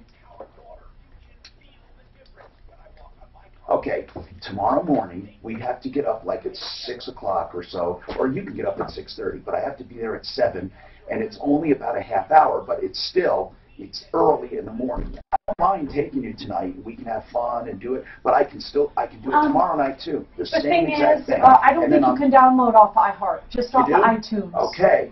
Then I'll come and you can listen, you can stream. Okay, so that hasn't been. I don't care, because I can come and get you. We can get some McDonald's in the morning, and then you can just sit there. Something and about you can play on going your through phone or on my Spreaker, computer while I which give is a the talk. It program won't be used hard. to post our Okay, so podcast I will come and that get you can download through there, but I shortly have not after the had show. time to Okay, I've pursue got to that do a avenue little and things see if after it the show, actually then I'll come and works. get you. So make sure you tell your mom and Audrey, okay? There's probably almost 100 Okay, bud. I love you. aircraft I'll see you. hijacked from 1960 to end of 1970. Oh, where you could buy insurance Cuba. through the vending No, machine? Just to Cuba? Just to Cuba. It's crazy. Now, some of them were private planes and stuff. Right, still 100 planes. There's at least. Planes hijacked to Cuba over the 60s and 70s. Oh, yeah. That's good. Over 100. Over Don't you 100. remember? That's why we had the metal detectors. That's the first. Is that right? Before we had TSA, we had metal detectors. Yeah. And that was because of, at one time, you needed nothing to get on a plane. Yeah. And then you started having the hijackers with a gun. They take this plane to Cuba. It was a joke, right? Right. What did they do with the planes when they got to Cuba? Did Castro keep them, or what? No. Normally they would just. I don't actually know, but I thought they would just fly back. They were airliners. They were airliners filled with people. Right. Right. And then they would hijack But it. what a good thing though. They will send the people back, but we're keeping the plane for parts. It was Air Asia, by the way. Was I don't even know what Cuba would the know. shaky plane. I don't even know if Cuba would know what to do. Something major in the world happens in the airlines. It's major. But that one guy, Or what a do you think of that one Malaysian guy? airlines. What do you think of that one guy's idea of an app for like where tragedies have happened? There's no purpose in it. Who's going to use it? Yeah, you might get a Gee, I wonder who died around here. Or you might get a few people would be interested in it, but it wouldn't be widespread appeal. Nor would there be anything to advertise, or no one would pay for it. Right. There's this thing called Google that'll tell you the same thing for free. Well, yeah, but Google will tell you most anything of any app. It's just how it does. Apps are just single purpose, efficient. But you're right, it's a geomap. And time to talk about ideal home loans for your next ideal home loan. Who would want to know? Loans are the same. They will write that loan best for you. In other words, if you want a loan that's Imagine traveling the country with that app, like every 4 feet, so-and-so died here. Whatever term they'll do it. It's a flexible term loan. Idealhomeloans.com. I really do wonder why that airline, though, is such a big thing in his brain. I'm pretty sure it happened in the field across from his house. No, I think he had a cousin, a young cousin, or something like that. It was a distant relative and stuff like that. Go to Advanced Tax Solutions. I think he might be a little off, It too. is essential for your security and your family's security that we vet anybody coming from anywhere into the country. So Sean, that goes back to how I hijacked the plane and spent the next 44 years living in Cuba. Oh, is there an article about the guy? Yeah. That it's in the shop. But I've had a few. Remember that gauge that went out? Well, then it was a little history of it was a comedy after that. What happened? I'll tell you. Hi, Tom Martino here. Welcome. Okay, Sean Olson with us from the Olson Law Firm, and we are getting some emails on medical malpractice questions. We also want to tell you that we have some employment situations. We're going to bring up some scenarios because he is here, and we've had a lot of other calls. But first, I want to take Brandon Siglian, an attorney who does tenant landlord. He does some other stuff as well. He's a very talented attorney, and he helped us with our seminar on small businesses. He was a great help there.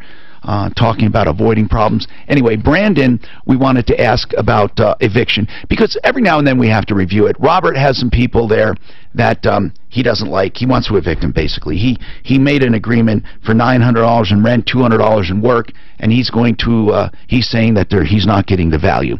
But whether it's this or another issue, Brandon, what is the process for eviction? And I have some questions. First, do you need an eviction at the end of a lease when you don't want to renew? Or can you can simply ask him to move, right? Sure, Tom. Thanks for having me. It is, if it's a term lease, at the end of the lease, it's going to automatically expire by its own terms.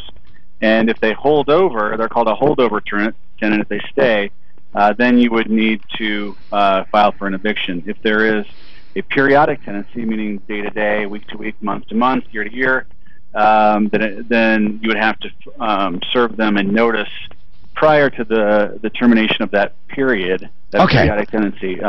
So when it comes to an eviction, what are the basic steps so people get it right?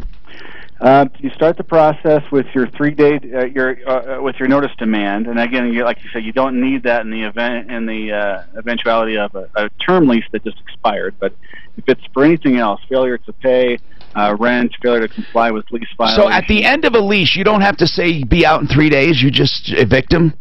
Right, like I said, and if it's a term lease, if it's a periodic lease, then you do have to give that notice. Got it. And depending if it's day to day, then versus month to month, there's different time periods of notice. But in any case, I'll bet you that a 3-day notice will never hurt in all cases. If you gave them a 3-day notice, I think that would be insulation almost.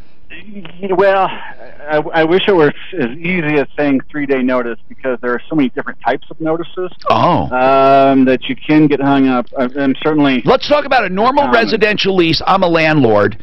Can I give a 3-day demand to say I don't want you here anymore? It doesn't even have to be a demand to cure, right? Let's say I don't even care if you pay me. I don't want you anymore. If you're just trying to get out of the lease on a term lease, there are no, unless your lease gives you a way to terminate early as a landlord, which some leases So do. you have to give someone a right to pay. You have to give them a 3-day pay or quit each time they fail. Okay. So this guy, if he says I'm not getting value out of the work and he gives them a notice, the guy can simply say, okay, he goes to court and says, okay, I'm going to or not go to court. He just starts working for the guy and stays there, and his defense is, I am paying the guy. But let's get right to it then. A 3-day notice to cure, either to leave or to pay, right?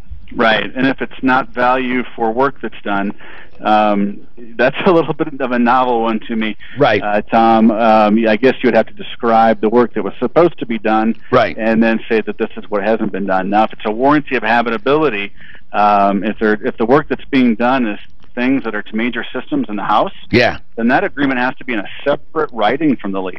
And an additional consideration has to be given, and the person has to be qualified to perform the work. Yeah, I think you're asking for nothing but trouble when it comes to trades for rent. But Brandon, in most cases we don't have this. So let's talk about a regular eviction. And if I give a notice, this is what confuses me a little. Let's say we don't have a lease. Let's say it's month to month, and this guy's always late, or he smells, or he smokes, or something, and I want him to leave. I don't have to, like, let's say smoking is prohibited, and let's say I say to him, 3 days you have to be out.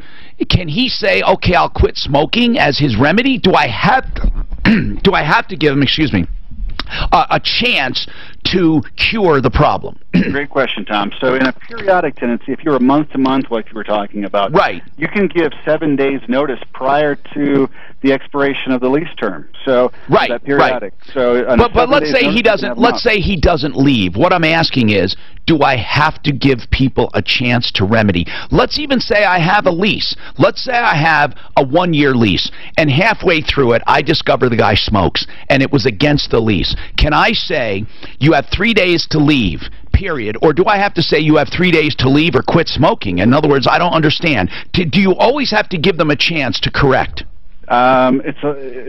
We're almost there, Tom. So, okay, on a term lease, if they were smoking, you would first give them a notice to comply or quit. Okay. Comply or quit.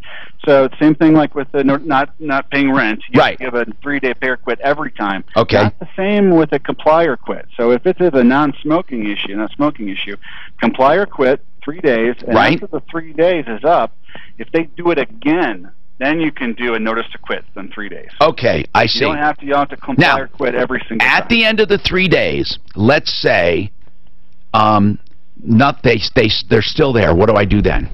Then you are ready to file a eviction action. And something that on the timing issue, you need to be clear though on the 3 days. It's not 3 calendar days. If the day 3 it starts with the day after you post as day 1, and if day 3 lands on a holiday or a weekend, the 3rd day is going to be the next business day. Okay, all right. Okay? So then he's still there, and do I go to court then and fill out a lawsuit? Right, and there's forms online on the Colorado Judicial Branch website. You can go there to get there's a self-help area, and you can get the forms there. You're Okay. gonna get a summons and a complaint. But they're going to have to take it to the courthouse to get the court clerk to sign that summons and give you a return date to serve to have the sheriff serve on them to have them come back to court on that return date, which will determine whether you're going to go to trial or going to. So let's say then they don't show. They give me an order to evict, right? Not yet. You need to file a motion for default judgment. Okay. Right? You're going to have to file a default motion. So wait a minute. So I give the 3-day notice. At the end of the 3 days, if they're still there, I file for an eviction, and they set it for hearing. And if he doesn't show up for the hearing, I have to still file a motion for an eviction? Right. So it's not technically a hearing. It's called a return date on the summons. Okay. Basically, you're directing you to file an answer or to appear. You know, he has software that does all this for landlords. Yeah, okay. So let's say then we get down to, we file a motion for, what did you call it? Default judgment. Now, then we get a default judgment. Is that the eviction? That is the eviction. Now, it gets even a little more complicated. Oh, God, I didn't realize this. If you're looking for money damages, then you have to get personal service. If you just want them out, then you can be okay with posted service. But the process server does have to try to personally serve. Okay, so after I already went through all of this and I get the eviction, then I have to serve him with that. I can't just start moving his stuff out. No, you can't start moving Okay, stuff and out. is that, and what is that I'm serving him? What am I serving him? Notice that he has an eviction? Sure. So you get the default judgment for possession, and then after 48 hours, the judge will issue what's called a writ of restitution. So I have to go back and get a writ of execution? Writ of restitution, and that's 48-hour waiting period. Holy crap, I didn't realize this. Okay, and then can I give it to some movers to kick his ass out? Not to the movers. You got to give it to the sheriff's deputy. So the deputy in the county where you're going, you go to the civil service. It has to be a deputy. It can't be like, I can't hire a private detective or something? No, you cannot. So what if the sheriff's department's backed up? That has happened. In the heat of the foreclosure process, Tom, in Adams County, they were 6 weeks out. Oh, my God. But that was extreme times back in the, Okay, so then once I give it to the sheriff's department, they don't move the stuff. What do?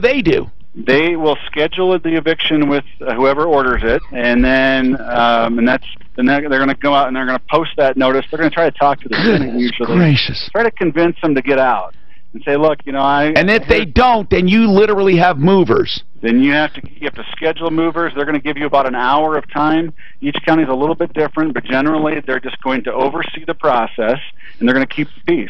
Now, when you move the stuff, what are you required to do? Can you put it in a dumpster? Yeah, the sheriff's going to direct you where to put it. Usually it's at the curb where the garbage is, and then the garbage people... And you have no obligation to protect it at all? Once you have that writ of restitution and the sheriff is executing, it insulates both the sheriff's department and the landlord from liability for that property. Now, we don't recommend the landlord take any of that property. No. Because it's going to look like they're up to no good. But technically, that becomes abandoned property. And if somebody walks up literally and grabs stuff and takes it home, they're not in trouble? Tom, there's people that drive around looking for evictions. And they go up and they pick up stuff. God. Brandon, I really appreciate it. That's why you need people like him. Here's his number, Brandon Siglian, on my referral list, referralist.com. Here's how you spell his name. It's Ceglian, 720-344-4828. 720-344-4828. I hope you never need him. You always hear me say this. I also hope you don't need Joe Lazzara. He's a defense attorney, and Joseph A. Lazzara is an attorney at law that will help you if you're accused of drink driving or under the influence. It could be with marijuana, and this is one of the most avoidable crimes in the entire world. I mean, just don't drink and drive. It's so easy, but people get popped each and every day. So I'm not encouraging that. I'm saying, avoid it. But if you need a defense, and sometimes, let's face it, you're not guilty. Sometimes it's a mistake or your rights were violated.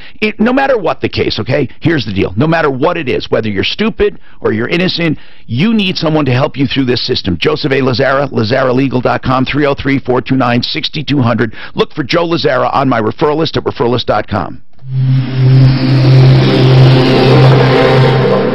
No, Sean. So, this just came down. Charles Jr. in California, okay? Between July to December last year, they failed to pay minimum wage to the tune of $5,400. Okay? 37 employees, whatever the difference was between city minimum wage and that was $5,400. Okay. They've already went back and paid that when they found this out. They hit them. The city of Los Angeles hit them with a $910,000 fine, and then the interest on it, $1.45 million fine, over $5,400. It's head news on CNBC.com. It just broke. So who got that? The city or the city got it. The workers already got it. Okay. 37 workers divided by $5,400. You're talking $25 each. They were probably off by like 15 cents an hour or something. Wow. Maybe not even 15 cents an hour. And they slapped them with $1.5 million. California labor law is so much different than the rest of the country. $150 a person. Wow. What does that mean?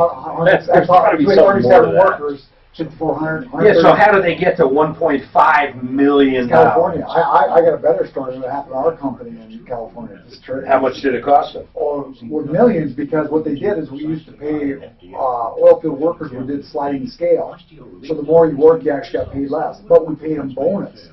So they didn't get overtime, but they got bonus on the job. So they actually made more than overtime. But California didn't care. California didn't care, so they got all their back overtime, plus they got to keep all their bonus money. That's tough. Hey, they check for fruit when you drive in. Did you hear that? So when he's coming back from California, or he's going to California, they stopped him on the road and had him check for fruit.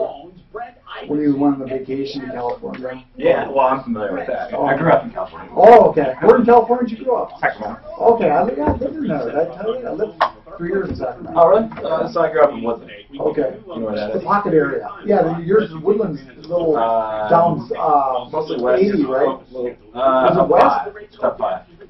The great news is, Okay. Is it north? A little north, it's mostly west. Okay. So you know how 5 goes straight west, right south of the airport? Right. It just goes right in. Okay. Another 10 miles. Our company was Westside. Mark, Okay. He just he went to the bathroom. turn off the mic. What's the I need to know the password for this. The Division of Real Estate, NMLS number 136756, call 303-867-7000. Example based on $250,000 loan amount, 32% DTI, 740 credit score, owner-occupied financing, 80% loan to value. Ideal Home Loans for your next ideal home loan. Get ready for the Dream Machine giveaway. Speed away in a 2017 Camaro at Lady Luck Blackhawk, Sunday, July 2nd at 8 p.m. Or a 2017 Corvette at Isle Casino Hotel Blackhawk, Monday, July 3rd at 9 p.m. Receive 1 free entry daily and earn more with play. Win a 2017 Camaro or Corvette during the Lady Luck and Isle Casino Dream Machine giveaway. Must be 21. Any and all terms, conditions, rewards, and/or benefits published or received are subject to change or revocation without notice. Eligibility rules and acceptance apply. Refer to official promotion. No, once I can do it, right? It's not going to bother you at all, right? Retirement while you're stuck in rush hour traffic? Well, maybe you don't have to wait. Let Linda Gardner and her team at Blue Heron Capital, your Colorado retirement specialists, help you answer the question. Not all automatic. Stop working. So I got the money I saved last fall. Good. This is strong. Why? Do we have a hard wire or something? Why does it say no internet? Connected, no internet. Why does it say that? Connected, no internet. That happens to me so much. Plus, discover some tax and estate planning strategies. It says it has no internet access. Well, that's the Apple board. Oh. Why does the Wi-Fi up here say connected, no internet? What are you connected to? Troubleshooter. It should, because we're on the internet. Oh, now it is. I guess it was. I don't know what the hell happened. Okay, thanks. So I was going to tell you this, Mr. Engineer. So right across the Nevada line, check route, like in another 10 miles, there's this solar setup. I've never seen anything the likes of it. It's so huge. Yeah, but it works different. They have 3 towers in different places. Oh, mirrors. And all the solar panels that aren't panels are mirrors that just direct the sunlight to these 3 towers. Oh, come on! Yeah. And then it creates, it must be through steam. I think it is. And it creates power. I've never seen anything through steam. Is that just south of Vegas? So it's not. It's not. Have you seen it? It's not solar panels. It's mirrors that do it. It's all mirrors that point to these towers, and it superheats the towers and somehow creates power. It's not actually. Well, it's solar because the sun's doing it, but it's not. It's not solar voltaic. Oh, That's right. Okay, hold on. I don't know what. No. I'll call it. That's a good question. Well, shit, but it's so huge. But just think if all those were solar voltaic, then it goes right to electricity. Here they got to make. Tom Martino here. Welcome. 303-713-TALK. 303-713-8255. Welcome. Okay, so Sean, on medical malpractice, is it necessary to have a doctor confirm that it is malpractice, and what is the procedure for that? Sean Olson is an attorney on our referral list who does employment law, but he also does medical malpractice. And do you have to have a doctor say this is malpractice? Yes, in the state of Colorado, if you're going to file a complaint, within 60 days of filing the complaint, or when the case is what we call at issue, you have to have another physician who practices in the same specialty confirm that, at least in his opinion, yes, this is substandard care. Substandard. They don't use the term malpractice, right? Correct. Now, is it difficult to get doctors to do that? It can be very difficult. Very difficult to find someone in state who will testify against another doctor in the state. Well, one of the doctors indicated in this email that they almost, if it's their insurance carrier, they may have a problem. In other words, what if they both have the same insurance carrier? Can they punish the doctor for testifying against the other one? Theoretically, I suppose they could. It probably would create a conflict of interest on behalf of on the part of the doctor who's testifying against the So you doctor. wouldn't probably use someone like that? No, and it'd be very unlikely you'd even find yourself in that scenario. Okay, let me go to this next one. This one is from Angie. Is it true that the first harassment is a free one because you haven't told them it's unwelcomed?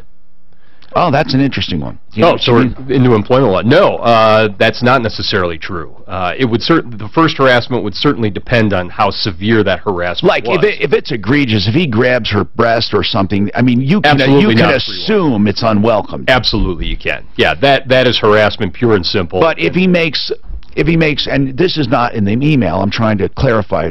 What if he's just being like flirtatious jerk, like, hey baby, you know, you're looking fine in those jeans, and then somebody says that's unwelcome, or would it automatically be a problem by saying that? Well, if you say it like that, it's going to be a problem. Well, you know, seriously. I don't think that would work.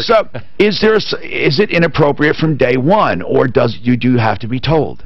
You don't necessarily have to be told. It's going to all come down to a fact-specific sort of analysis on the thing. You know, if it's a statement that is simply objectively harassing, yeah, you don't necessarily get one free pass on that. Okay. But if it's if it's simply flirtation in the office or something like that, saying, hi, hey, that's a nice looking shirt you have on today, something like that, yeah, if you find that offensive, you know, it might require you actually saying something in order to make that stop. All right, Bodie, what's going on with you, Bodie? Hey, what's happening? Nothing. I was in an accident about a month ago. Yeah. And the other lady, she was completely at fault. She was issued the ticket. And what was what was the circumstance? Just really quickly, what happened? So I was driving northbound on a road. She had turned out into a merge lane, right onto the same road as me. She decided she didn't want to turn right anymore and made an illegal U-turn right in front of me. So I basically just T-boned her because she turned right in front of me. How crazy. Okay, so what's going on with your car? So I have a 1976 Chevy Love that I had been building. A Chevy Love truck? Yeah. No, cool. And okay, those little trucks were cute. Yep, no, it was a lot of fun. And I'd been building it for 2 years. It was kind of modeled after a truck my dad had when so it was totaled once already? No. So I bought it and then was building it to make it mine. So I turned it into a race truck pretty much. It had so I have, over $20,000 in receipts. I was actually driving it back from the DMV, got it registered that day. I've never driven it on the road before. But the problem I had is because it was such a modified vehicle. No, I understand. Now, her insurance is paying this, right? Well, they should be. That's the issue I have. No, what I'm getting at is if she was found at fault, is her insurance denying it or are they covering it? No, they accepted fault. The problem is they valued my truck at $1,000. Well, sure, they're valuing it as a 1976 truck, not a restored truck. Exactly. This happens all the time. This happens with classic cars. This happens with all kinds of cars when it comes to antique. Mark, shouldn't he just get a valuation? You've been through stuff like this. That's all he's got to do, yeah. You need to get a valuation, and they can't deny it just because it's a 76. Okay. The problem I'm having now is When I first talked to them, they told me that I was responsible for all towing charges and that it was my liability, or it was on me until they accepted. Well, of course it is. Of course it is. And that's fine. So it was towed back to the thing, and then I mean, but once they accept responsibility, they have to reimburse you for all that. Are you saying it got crushed or something? Well, I talked to the tow yard today, and they said it will be crushed within the week. Why? Unless the insurance company pays for the. Well, you have to pay. Listen, until it's established, they're right. That's your truck. You can't leave it to their insurance company. You have to take responsibility. Now, you can get reimbursed, Bodie, if you win or if you want, if you know how to fight for it. But no, you never assume they're responsible for it. You never let them take responsibility and just leave your truck there. Of course not.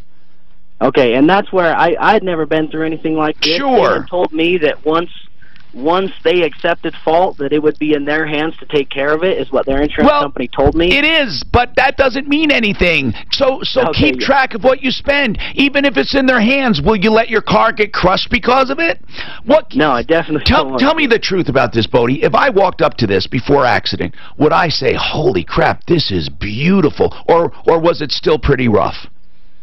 So it was, the only thing that is I had just barely sanded things down and taken the incredible paint that was on there off so I could change the color. So what do you mean the incredible paint?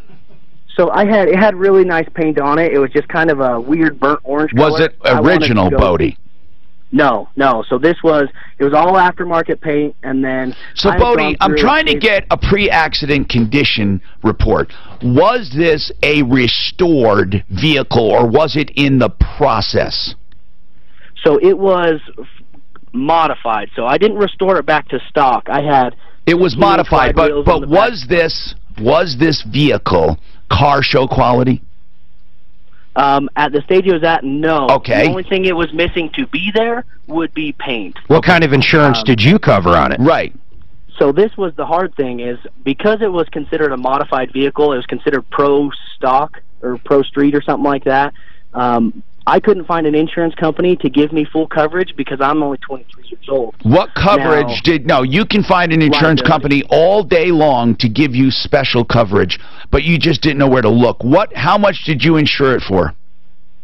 So I only had liability insurance, so I wasn't able to put in a... If I'm the other insurance company, my biggest argument's right there. Bodie, I'm not sure your truck is worth a lot of money. I mean, I thought you're talking about some restored, like, show quality. You open up the hood and you have chromed engine parts, and you're talking about, exactly what I mean. I'm talking restored show quality. That's not what we're talking about here, is it? No, it was. Do you have photographs? Do you have photographs of it before accident? I need to know something. I don't want to waste my time fighting for this thing if you're trying to get some ridiculous price. We'll talk about that coming right up. I said it was restored. Well, he did. That was the impression. No, he said he had $20,000 in receipts. Accidents at the extremes there. It probably looked like my '79 Granada that I literally put nothing into ever. It was a classic. But it was a classic. That was a good one. Opposite end on the north end of the Mile High City, there's a crash on southbound I-25. So here's how it works. Those things are filled with salt. It heats the salt to 1,000 degrees at any time. When they need the electricity, the salt drops into water, creates a steam, the generators kick on. They never need battery backup. It sounds like this is how you go for now. Well, no batteries. It is more, the thing is a little more expensive, but it has continuously electricity, unlike solar voltaic. You don't have to store in batteries. The salt is where the power is stored. 1,000 degrees, those mirrors heat that sucker too. Students get earned a cash reward for their... They said each mirror is the size of a small house. Who's got to go polish the mirrors? Yeah. Hey, get out there and clean those mirrors.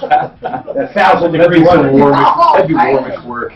I burnt my eyeballs. Jeez, can you imagine? They said each mirror follows the sun each day, so it's constantly on the thing. Well, that's all I'd say. If you have a good solar farms, that's how they do it. They follow the sun too. It's the best. When I drive to Wisconsin, there's a section we go through that's got to be your time embraces. shit 100+ miles of nothing but, I mean, the largest wind that farm I've ever seen. It goes for just at least 100 miles. So when you go through there, how many are turning? Are there a lot of them? No, I look. You know what's really weird is they're like, if you look at them, they're turning so slow, but you know they're generating. So they're not turning like you would think. Some of them are. In Wyoming, they go.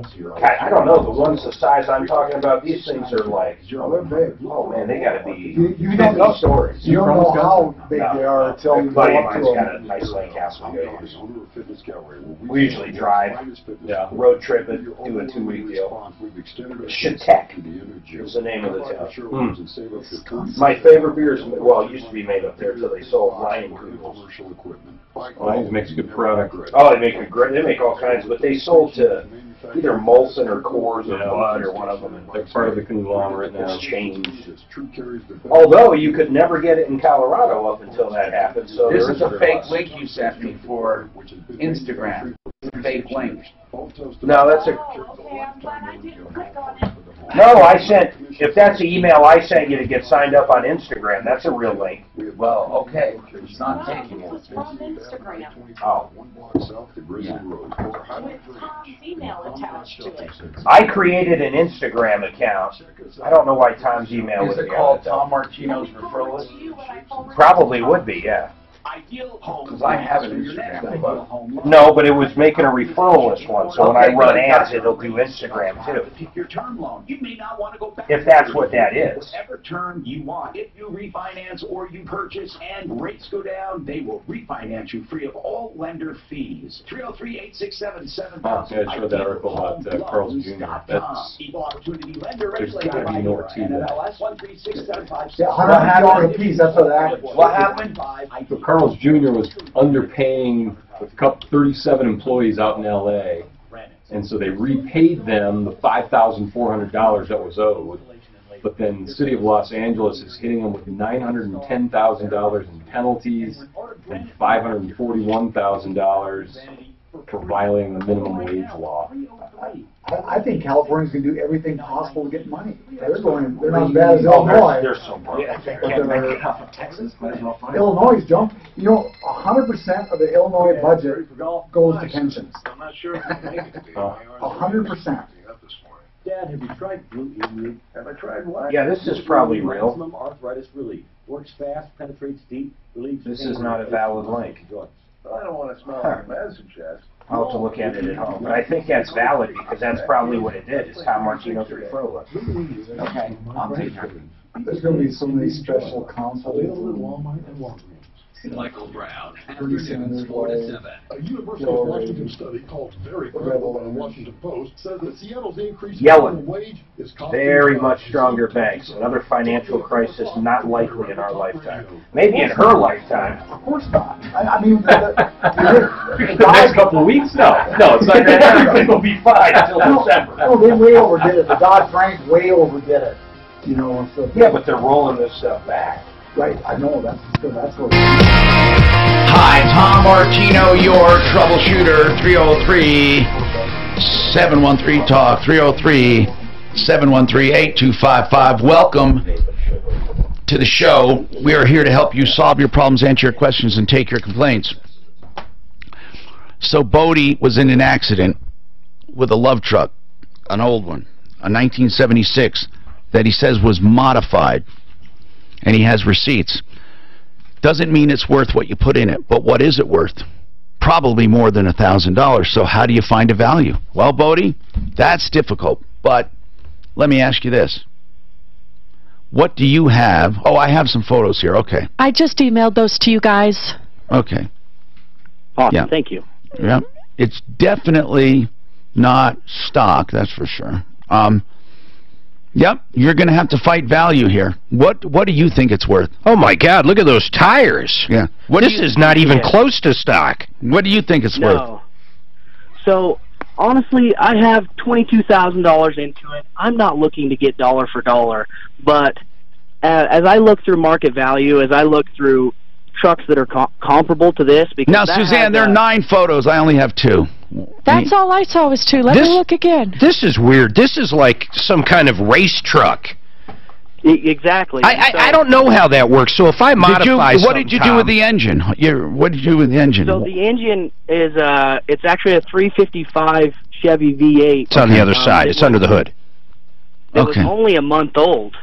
So I had barely put it in within a month, and the transmission was only about 6 months old, and it was brand new. No, I understand. But is it all ruined, or is some of that salvageable? Well, the engine might be ruined. The transmission's going to be salvageable. The frame is bent, so they considered it to be totaled. You're going to have a fight on your hands, Bodie. I agree. It's definitely not restored. It's not show quality, but it's definitely not a piece of garbage. You definitely did some work here. So, no, beyond that, I mean, he literally modified this into a race truck. It looks like something you would put down Bandamere. You would drag it. Bodie, do you have any way to value this with people? Do you have more photos than the 2 you sent? We're putting pictures of it up, by the way. Okay, awesome, thanks. Yeah, those were just the pictures I had on hand. I have a whole bunch of pictures that I can send in. I was just trying to get it all done during the break so that you guys could have something. I would like to get Compass on Tom, because I'm pretty confused here, because I'm agreeing with him. Just looking at this, he could very well have 20,000 in this easily. But you don't automatically get what you had in it. No, I know that. I don't understand what they're going to pay for, what they're not. Sean Olson, who's with us today, of course, he does employment law and other law. But Sean, a court of equity, that's what we deal with all the time. Well, how would it look at a truck like this? Would it look at it by investment? No, it's not going to look at it by investment. It's going to look at what the truck is worth. If he could have sold it in the 15 minutes prior to that accident, what would he have gotten? So how do you get to that when there's not another one out that looks like this, has sold like this, or anything? There's always something somewhat similar. Nothing's unique in the world. I mean, it could be, but you got to find an expert who's got some experience with this. And the reason investment is not taken into consideration is because people can make stupid investments. Yeah, that makes sense. You know, so that doesn't... Go ahead. So I completely understand that. The one thing that didn't make sense to me is I spoke to the adjuster who did the original adjustment. He had told me that under by law, he was not allowed to tell me a specific number, but he had told me that his original adjustment was for dollar would cover the receipts that I had turned in. Now, that was $22,000. The reason why I think that would even be kind of fair is because I found at least 10 other comparable vehicles where they were a Chevy Love in the 70s, where they were built to be a race truck, that were selling anywhere from $10,000 to $25,000. Bodie, and now Bodie, they said it was worth $1,000. You have to make them give you comparables.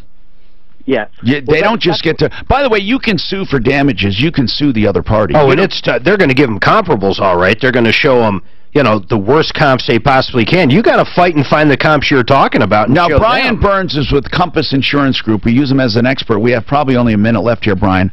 What would you do? Exactly what you finished with there, Tom. And you're getting nowhere with the adjuster. You don't have a contract with that other insurance company, so they're exactly like Mark said. They're going to try to fight you down. So sue the other party. You can sue the other party, and yeah, but he's hiring attorneys now because this isn't small claims. I mean, he's dropping some. You have to literally do a lawsuit against the other party. Do you understand that, Bodie? And get it out of that storage before they crush it, if that's a real deal. That's really, once you do that, you will see they will start negotiating. You probably don't have to go through with a lawsuit, but you have to get that ball rolling. If you're looking for a recommendation, hold on. We got more coming up on the Troubleshooter Show. Let's talk about buy and build. Always exaggerating and bullshitting. I really thought this was going to be an old piece of shit. No. I believe this kid had money, but it's different than a restored vehicle. A restored vehicle, it's easier to get an appraisal. No, he like modified this into a dragster. So you have to find someone who's got experience with the dragster market and what the rear tires are like this. Yeah. Probably $1,000 tires. They're almost figure out what's worth part of out. I can't imagine you get anywhere near what you can put in. That's probably not. No, you never would. 10 or 12 maybe. Even if you restore something, you generally never forget what you put into it. That's a savings of $40 per dose. Marley Drug is a North Carolina pharmacy delivering generic sildenafil to your door. For information on sildenafil, go to marleygenerics.com or call us at 800-853-6375.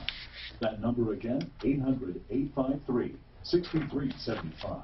This is Denver's talk station. Did you get? Oh, you did. You went up to your place yesterday. No, I grew up in Wisconsin. Oh, okay. I practice up there. Got my license to stay there. The guy from charity for the timeshare. Yeah, there are 2,500 practicing He said everything was legit, right? Yeah. But when you Google it, there's like there are 27,000 perfect. practicing. Okey doke. I'm like, hey, come on, we want you to explain it. We got some people. Oh yeah, absolutely. Yeah. It's paid off. Getting our clients up there. And the nice thing up there, everybody knows one another. Apparently throughout the entire state. So you do something for one guy, and then it's, hey, I talked to Ben Peach. He said he hired you 8 years ago, and he said you were the guy to call. I'm like, all right. 34 people are now reportedly injured in today's subway derailment. So what are you doing here? Are you going to be on there? No, I'm just gonna volunteer. It started out working back in that realm. Oh, really? Okay. That's cool. Yeah, I've been listening to the show for 5. Emergency brake automatically went on. The train bucked forward and bucked backward. Some computers shared stories on social media of panic. My schedule's such that to cover their mouths and smoky football season, winter time, super busy. Summertime, I'm generally less significantly less busy. Several major businesses and governments have been hit with a ransomware assault. That sounds nice. Says the government's It's great in the summer. I'm an old. And the Metro network In the summer, are I'm impacted by the attack. This summer's been a little different. We've been a little busier, but on average, I'd be 3 to 5 days. According to the gas price finding app, Well, in the winter, it's like 20 or 25 days. So you're working your ass off. Yeah. That's But well below the 10-year average of $3.14. most of the stuff I'm in camping, golfing, Gas prices have been boating, dropping about 50 those are all my interests. So. Perfect. That works out all right. In 17 years, the gas buddy's been tracking I prices. can't complain too The much. price will be So are lower you on attach them to an airplane? Or, okay. You're listening Yeah, to the latest from NBC News Radio. So the Bolins have one airplane. There's 2.5 of us, so 2 full-time guys.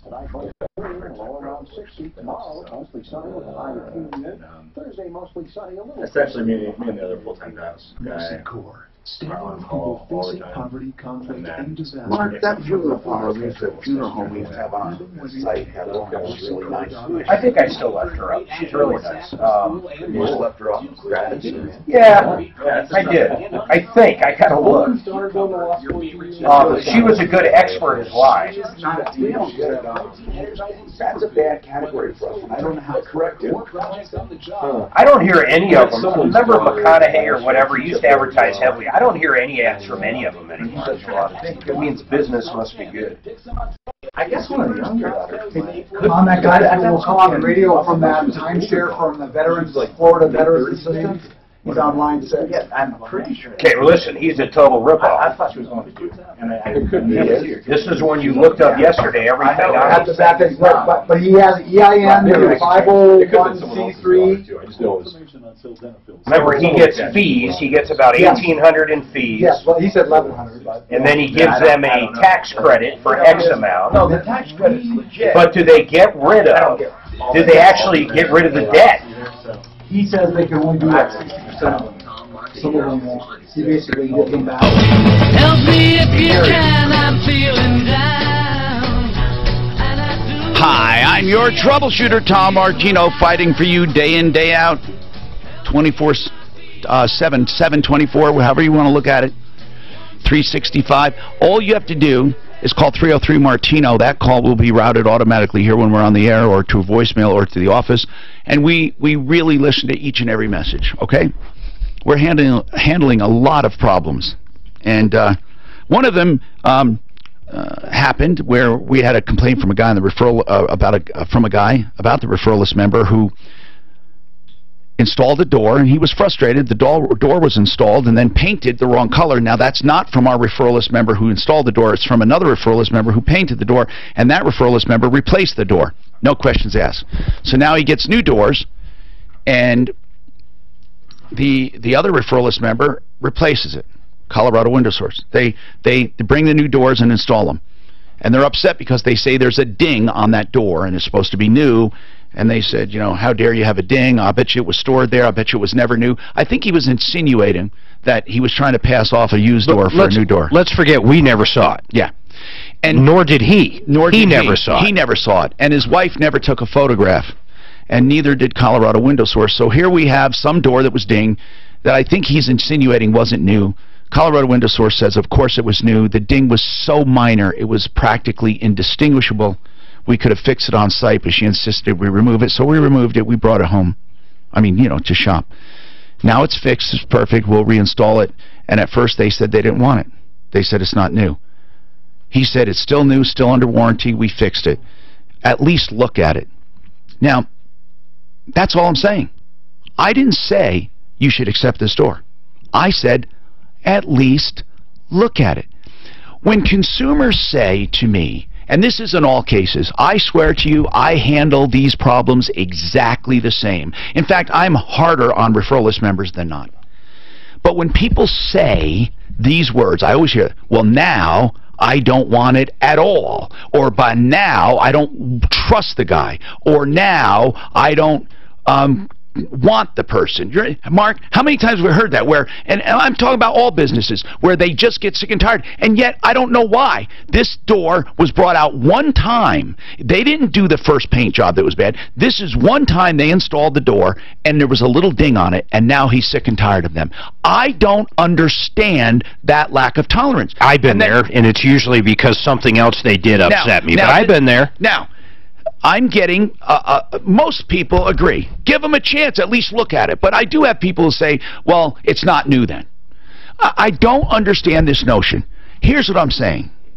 I'm not saying filling it with plastic. I'm not saying, you know, sand it away to nothing. But if it is truly, truly minor and it can be fixed, what difference does it make? I had a screen installed on my iMac by PC Answers, and they put a little tiny chip in it on the corner where you couldn't, it wasn't the viewable part of the screen, it's where it's glued on. And it wasn't the kind of chip that was a crack so it wouldn't spread. It was just a minor imperfection that if you took your fingernails and you went around, you would feel a tiny nick. I absolutely, positively did not insist on a new screen.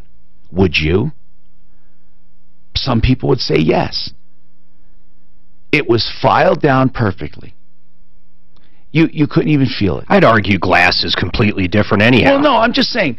But so what is reasonable? At least look at it. That's all I'm saying. Look at it. I look at it like this. If I rent a car from Hertz, and a lot of times the cars are brand new. The last rental I had 120 miles on it. If I'm in a parking lot at Walmart and I get a door ding in that rental, does that mean I now have to buy them a brand new car? Well, it's absurd. That one guy that called us said, yes, if a mechanic dinged his bumper, he would demand a new car if it was a brand new car. Now, Mark, I'm sorry. I think that's absolutely ridiculous. There has to be reasonableness. In fact, the courts use the term reasonableness. And I don't think anyone would ever be forced to buy a new car over a bumper. Ever. I'm just going out on a limb here. So anyway, that was one of our hot topics. We also talked about other problems, questions, and complaints, and now we're getting around to valuing a car that's in a wreck. How do you value it? You're not always going to get what you invested in it. So you have to find a way to value it or sue the other party directly. That's what you have to do. And you sue the other party for a reasonable value you think it's worth and let them fight with their insurance company about reimbursing you. We're talking about when another party is at fault. And what you have to do is try to sustain the value by looking at other cars that are similar and by receipts, yes. But although you're not going to get paid just because you have receipts. And that's one of the cases. So, Bodie, do you have any other questions? You have to sue this other party. Yeah, so the only other question I would have is I've talked to pretty much every attorney that I guess that's a blanket statement. I talked to a lot of other attorneys, and nobody would even give me the time of day because it's not a personal injury. Well, of course not. Of course, they're not going to do it free. You got to pay hourly, Well, of course, you have to pay. I mean, no attorney works free. The only contingency attorneys are usually personal injury, and that's it. I mean, so... Yeah, well, and I never asked anybody to do it for free. Just nobody would even talk to me. Because it's not worth it to them. It's because they could not put an hourly rate on it that was worth it. In other words, they don't want to work per hour, even per hour on something like this. You have to find an attorney that works per hour. There are plenty of attorneys that do that, that would take a case on an hourly basis. But you were probably calling car accident attorneys, and they're all personal injury attorneys. They don't...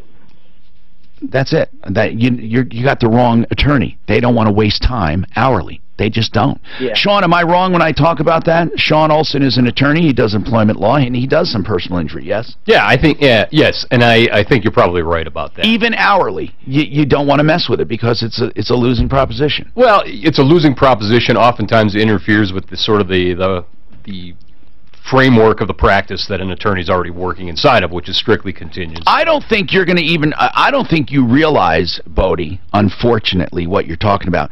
I would say that an attorney would have to literally put in to try to fight this 30 hours minimum. 30 minimum. Because, you know, time is time. And 30 hours, let's say, times 250, which is right in the middle. You're talking about $7,500 if you don't go to court.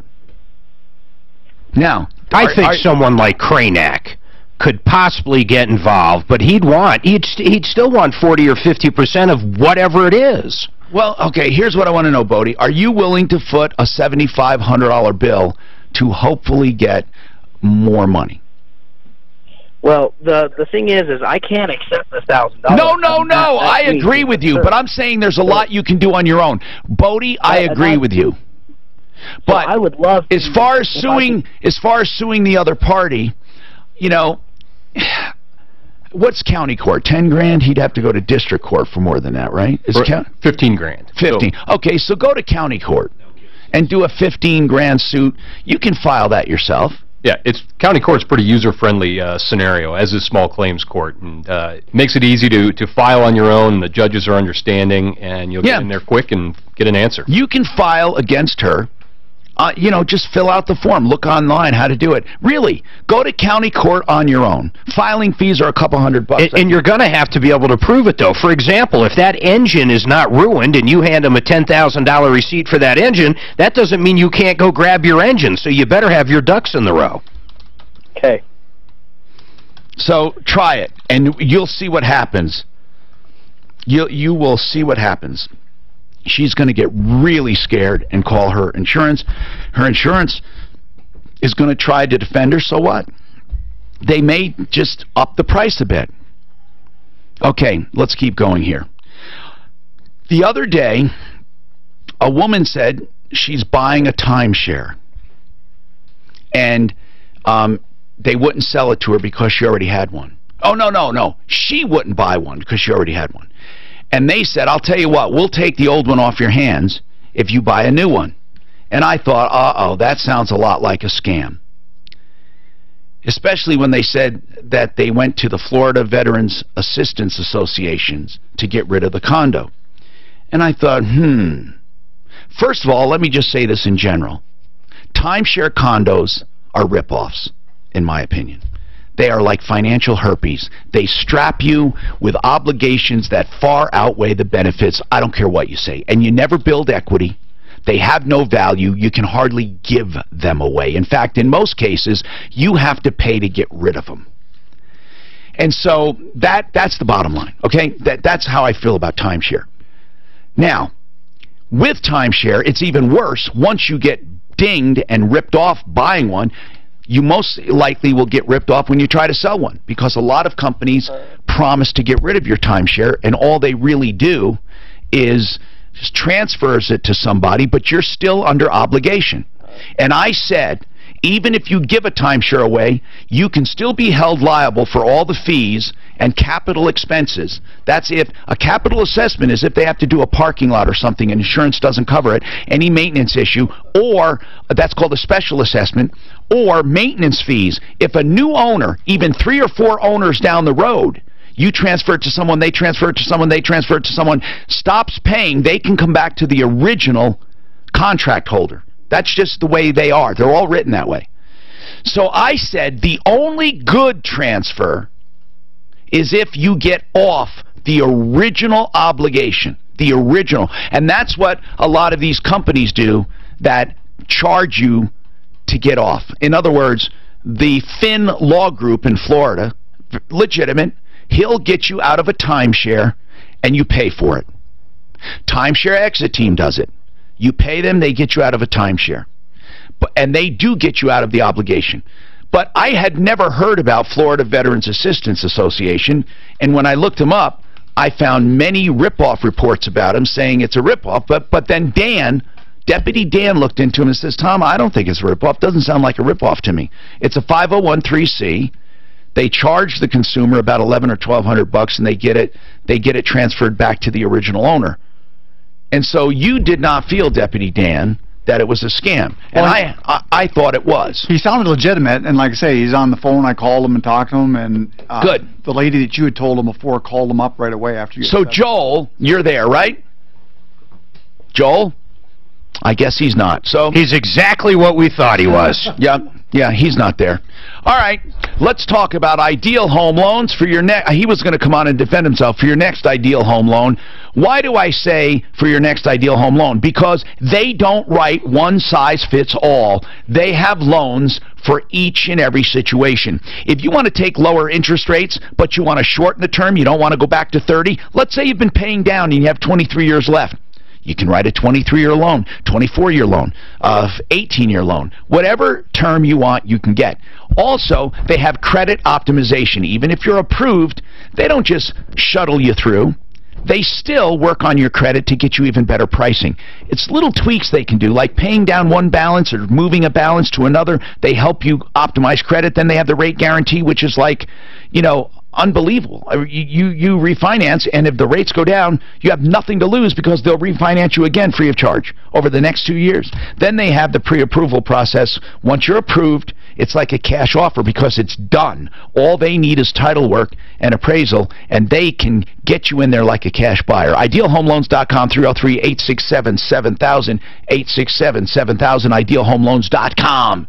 Now, about that real estate, Frank Duran, therealestateman.com. You've heard me talk about him each and every day, and there's one reason. He's the best. You pass his name around, you will have friends thanking you for the referral because his team will treat you like you're the only client. Whether you are buying real estate, looking for deals, or you are selling and you want the best prices, Frank Duran, Homes.com, 303-920-1622. This report is brought to you by Discover. You know, if you swallow a frog every morning, that'll be the worst thing that happens to you. All that. You hope. You really hope. I don't think the guy hung up. I do. I thought I actually heard him hang up while I was. Did you have him pulled up? You know who said that frog thing? I like it. Who said it? Tom Sawyer guy. What's his real name? Tom Sawyer. The writer. What do you mean? Wait. Mark Twain. That's not his real name, though. That was his pen name. But yeah, Mark Twain. Wait, Mark Twain was a pen name? Charles Dickens was a pen name, right? There were a lot of pen names back then. I don't know about that. You know, there was a theory that discoverstudentloans.com to apply today. Yeah, what's the purpose of the pen name? Was it Sir Roger Bacon was Shakespeare? Extraordinarily happy client of Really? But why? Why did they think it was better to have a fake name? Because they Actors do it too. Oh, well, in those days, a pen name, I don't know actually why they did it. I think it was to avoid ethnicity. So I called advance tax because there was a lot of prejudice. So you don't know who's writing it. I had heard a commercial, and I didn't Makes want sense. them to have They wanted to kind of white. Makes more sense than most. Charles Dickens, Mark Twain. You notice they're literary names. They're like English, Madonna, white bread names as opposed to I gathered up all my paperwork, had the energy to call Gilbert make an Godfrey. appointment, and Frank walked me through the process. You know, And since then, you stayed on he track. said he looked like hell. You should see. Absolutely. One of my favorite comedians, always on Curb Your Enthusiasm, Richard Lewis. And that is God, does he look terrible now? He looks like a little old man. The worst one I've seen lately is Chevy. Oh my God, he looks Back. like the diabetes got him. He's all bloated, big old ankles, and just he's out. Dan Aykroyd too. Yep, actually, I saw him on. I couldn't even get through the movie, but I saw a cameo on that Ghostbusters with him. Oh, yeah. But man, talk about a horrid movie. You didn't like it? Oh my God, Ghostbusters 2? I never liked that movie. Oh, I hated it. I couldn't get through it. I literally quit watching it. Really? My son can't get enough of it. Ghostbusters 2. The one with the women? Wait, which one are you talking about? Like the one from... No, 2 he's talking about. The one you're talking about is like really recent. Yeah, the new one? Or It's probably within the last year, I would guess. yeah, with the women is the Ghostbusters, right? I don't even remember. It was so horrible, I literally couldn't watch it. Just brain dumped it all. Totally. The other one is, what's that great alien one that had, it's the best alien one ever. It hovers over like the Empire State Building. Independence Day. The second Independence Day had to be the worst film I ever saw. That's the way I felt about the first one. I blacked it I didn't think out. it was bad, the first one. Really? The first That's just so corny. It was corny. It was about the best corn. I fall for cornball. He's back. I don't know why I do. He's back? He's back! Oh, cool. Damn. Now, if he hangs up again, Then lunch. I get lunch. 11:30. Tom owes me like 17 lunches. You owe me one, possibly two. No, I already traded that for, he owes you 2 of mine. I pay my lunch debts with Tom's lunches that he owes me. That's like fake lunches. Hey, that's like fake news. It's fake lunch. I don't like that. 470. FitnessGallery.com. Fitness Gallery, getting Colorado in shape since 1997. I love no-lose situations when it comes to home services, or really when it comes to anything. What is a no-lose situation? How about this? With an electrical problem, $149 to find, fix, or it's free. That's right, $149 to find or fix an electrical problem. They say 85% of the time they can do that. Now, if it's a really major problem, you get a written diagnostic, and the call is free. So you can't go wrong if you need an electrician. Any problem fixed or found, of course, for $149 or free. Now, how about $93 or free with drains? They will clear out your drain and get it running for $93. If they can't do it, they're not going to charge you by the hour. They're not going to charge you a major fee. They're going to give you a written diagnostic and say, look, this is really what needs to be done, and we can't do it for $93 because you got a broken line or something, and at least you know that, and you don't call and you don't pay anything for the fee. So if you have sewer problems, why not? The most you're going to spend is $93 to find out what's wrong, or get it clear, or you pay nothing. And here's the other thing. If they do your drain work, they have a direct drain division at Plumline. So they don't subcontract it out. You'll get the best prices. There's something else free. Free second opinions for anything major in plumbing, heating, cooling, electric, or drains. Plumline Services, a no-lose situation. 303-586-1086. 303-586-1086. Trump lookalike being killed every night. Kathy Griffin, Madonna. Blowing up the White House. Imagine if a conservative did that to Obama. Exposing the double standard. Double standard. Sean Hannity, today at 1 on 630 KHEL.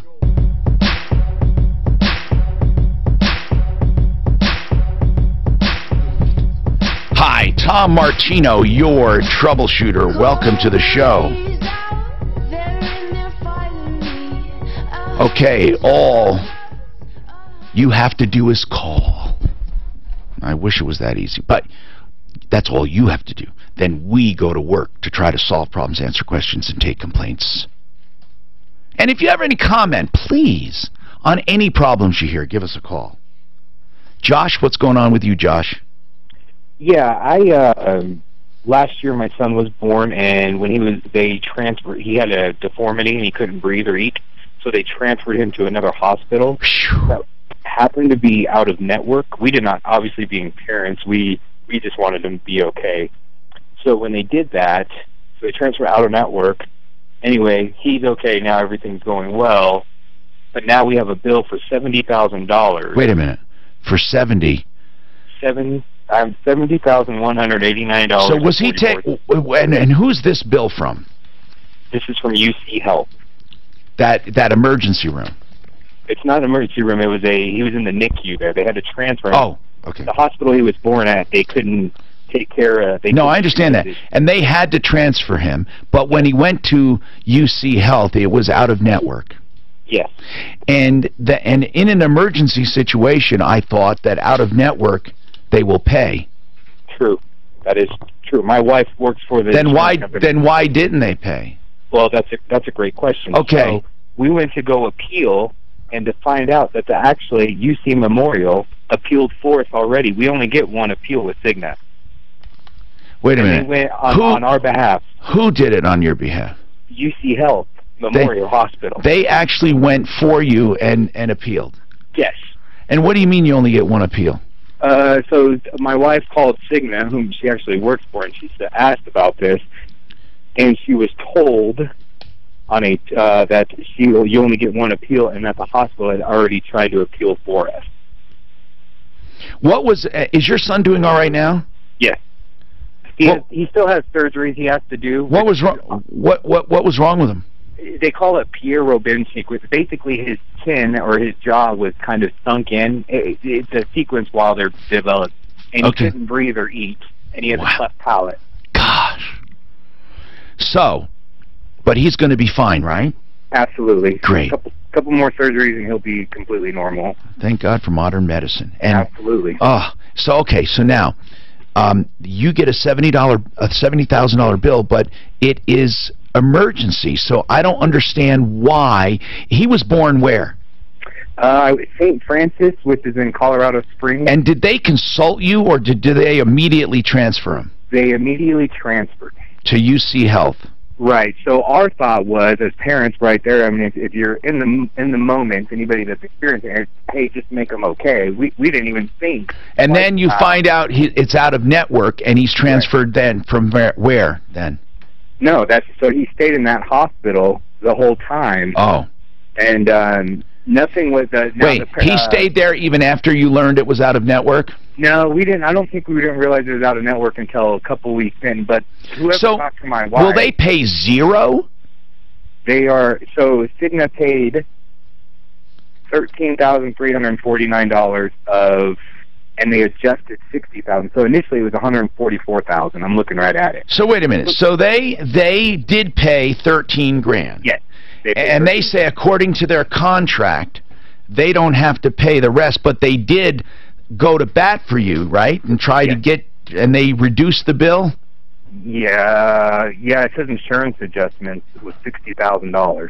So I don't know if that's who's... So if you went, so you're getting a bill directly now from UC? Yes. For $70,000? Yes. And, okay. And do they recognize, and you say they appealed to the insurance for you? Yes. And now Cigna says you get no more appeals? Correct. By contract, they may limit you to one appeal. I don't know anything about it. Let's talk to one of our health insurance experts at Integra Insurance Group on our referral list at referralist.com, John Jones.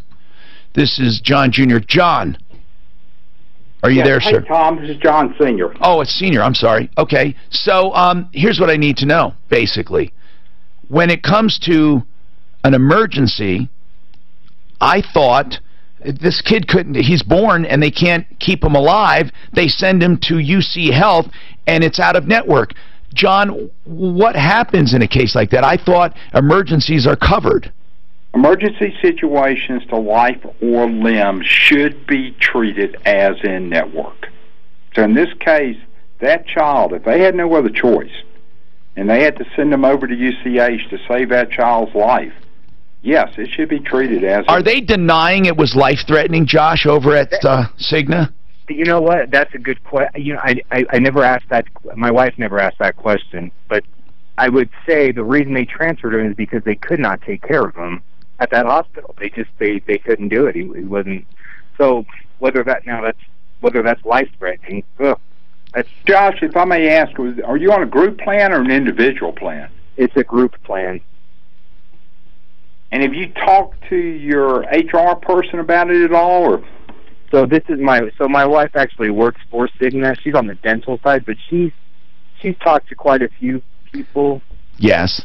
But nobody's really given her a straight answer, really. So this sucks because she works there. So really, we got a problem here. I mean, this is a big problem. And I mean, $70,000 means bankruptcy to most people. They're not going to pay $70,000. Right. They want us to pay up front, or they're talking about wage garnishment. I guess that could be another question later. But no, they will get it. They'll get it, or you do a bankruptcy. Medical bankruptcies are common, unfortunately. That's a whole different issue. But I mean, Josh, if that gives you any solace, at least you know that's an ultimate goal. I mean, an ultimate alternative. It is. I mean, you know, it sounds crazy, but that's what that's what happens. So let me ask John Jones at Integra Insurance. So we have it turned down. They did reduce the bill. They got it reduced from $144,000 to $70,000. I mean, that's something. And then they paid $13,000, or so they got it down to $83,000 or something. They paid $13,000, and it's now $70,000 due. So if $70,000 is due and owing other than bankruptcy, I mean, John, what have you seen in cases like this? Are there more appeals, even though internally Cigna says no appeals? There would be nothing preventing a lawsuit, would there? That's correct. And the other thing, too, Tom, when we finish our conversation, if Josh could give me a call, I would strongly recommend we take him through the Division of Insurance. Yep. And because they're going to look at this if it's a life-threatening situation. Right. They had no options. That should be covered in network, and we can get the Division of Insurance involved, and they will write the letter directly to Cigna. Do you think this will hurt your wife's job? No. Good. No, I don't think so. Well, we're just going to have to do that. I so appreciate Integra Insurance Group. I mean, they're helping him. He's not even a client. So at least let's start there and see what we can do. Bankruptcy's the last resort. But here's John Jones, Integra Insurance. Suzanne's going to make the connection. Okay, great. All right, and it's 303-466-5500. Suzanne will be talking to you right now. 303-466-5500. But I tell you, man, this whole thing about health is funny. People are talking about the new Republican plan. I even hate talking about Republican, Democrat, and politics because I hate politics. But excuse me, I keep drinking water the wrong way. Okay, so they're saying, oh my goodness, so many people are going to be uninsured. The problem is this current system is going to implode anyway. We have to do something, whether it's this or not. The system is not working. And just because they get their subsidy check doesn't mean they can spend the $6,000 out of pocket if they end up in an emergency room. No, I know. Some of the coverage isn't even coverage. I know. A lot of people feel they have health insurance, but they don't. How many people have $6,000 to meet a deductible? So all those so-called people with insurance, they don't really have insurance. I mean, they have major insurance, but you know, for young people, most young people, they can't come up with $6,000. And prorated over a year, that's a very high premium. It's really an illusion. We do have a question. Richard, you wanted to talk about medical malpractice with Sean. Go ahead. What was your issue?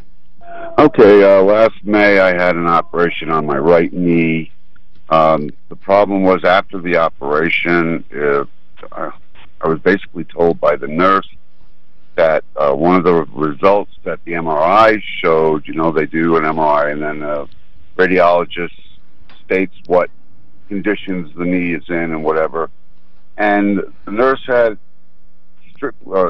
implicitly implied that this is the type of condition that you don't operate on because it makes the condition worse. Okay, why don't you? Okay, I want you to have time to tell your whole story, and then we do have, I think, Joel from the Florida Veterans Assistance Association back on to talk about timeshare transfer. And by the way, if it's true, if he can do this, I would recommend so many people to him he wouldn't know what to do. So we got a lot to talk about. But right now, it's time to talk about Flexident, the preferred way to get your car fixed. Flexident. If you have hail damage, or even any minor dings where the paint has not been damaged, go to Flexident. Nick, the owner, has 40 years experience. He has all of his people are certified in paintless dent repair. It's like it never happened. It does not devalue your car. In fact, the downtime is very, very short, just a few days. Your insurance will love you for it. It doesn't touch the original finish. Even if you have a mixture of some paintless dent repair and some other body work you need, he can do the paintless dent repair, and under the same deductible, you can go to a body shop. You don't have to pay 2 deductibles. Why don't you call Flexident first? He can evaluate your car and let you know where it stands. 303-619-6273. Multiple locations. 303-619-6273. This report is brought to you by Discover Student Loans. Big delays south of the Mile High City there, northbound. About 2.5 minutes. The 2 lanes are blocked due to a multi. You don't have any other reasons for it. Oh, so you're still on. Expecting somebody from down south, give them plenty of time. Back in town, there's a beautiful highway drive, but just tell Suzanne to do something. Off highway, there's motorcycles there. Broadway, Hey, hang on, you're going to be up next. Today with a high near 97. Right now, well, he wasn't there because I went to him to say, hey, can you hold him? And he wasn't there? Irritation started yelling at me. The juice wasn't powerful. Did he really yell at you? No, he wasn't even there. I just went to him to say, hey, can you hold over break? And no one was there. I'll call him again. Poor guy. Dan, we might be better off tomorrow, but I mean, I know. You know what? I'll call him this time, and I'll say, if Tom will take him right away, I'm sure he gets, he might get other calls. I don't know. Okay. I would just like to see if he's a fraud, to expose him. But, oh, goodness. And when they remodel your kitchen, they're going to do your bathroom vanity. You have TKD today? Call them right now or at least drop off. I don't mind picking her up after yoga. She's so excited about all that equipment. She said it fit perfect. Okay. Hey guys, it's Ross Kaminsky, and you know my background is in investing and finance. So I wanted to bring you a suggestion for a financial decision. A great thing for you. I'm talking about cutting back your mortgage term or lowering your... I didn't realize the Brady Bunch was one of the first shows to show a couple sleeping in the same bed. That's kind of weird. Free and clear. I thought they slept in separate beds. No, same bed in the Brady Bunch. 15-year fixed rate mortgage. You can eliminate I don't know why shit like this sparks my curiosity. There's a show that was called Mary Kay and Johnny in the late 40s. Tom might have watched it. What's that? Mary Kay and Johnny. No matter what your interest rate, You remember that show? Your monthly payments will Mary Kay and Johnny. One of the first sitcoms to show a couple in the same bed. 695-7000. Go online at AmericanFinancing.net. MLS 182-334, regulated by the Division of Real Estate. Only 4 days left until Carpet Mill Outlet Store's one-day private sale. Is your carpet old and dirty? This Saturday is your chance to update to hardwood. Find your nearest Carpet Mill Outlet dealer at carpetmilloutletstores.com. If you buy this month, you get 2 years interest-free. 630 KHOW. Online, on demand, and streaming live now at KHOW.com. An iHeartRadio station.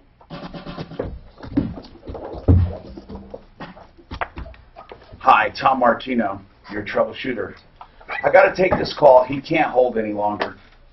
Well, I can't take him because it's not ready. So I'm going to go to Richard. Richard, welcome.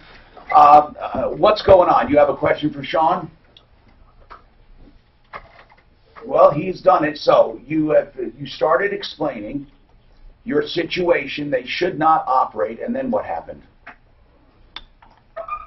Tough. I tried to take him. You were on the line. We can't just wait. Dan.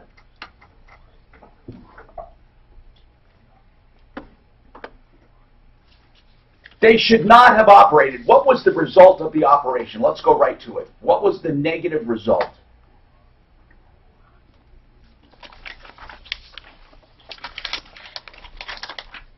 And when they say they shouldn't have operated, what was the alternative? So how are you worse off then? No, here's what I'm getting at, Richard. You had a situation, right? And the operation for the torn meniscus was not recommended because you had such a bad knee that if you did the but yet you couldn't just go untreated, right? If they, I know, but Richard, here's what I'm saying.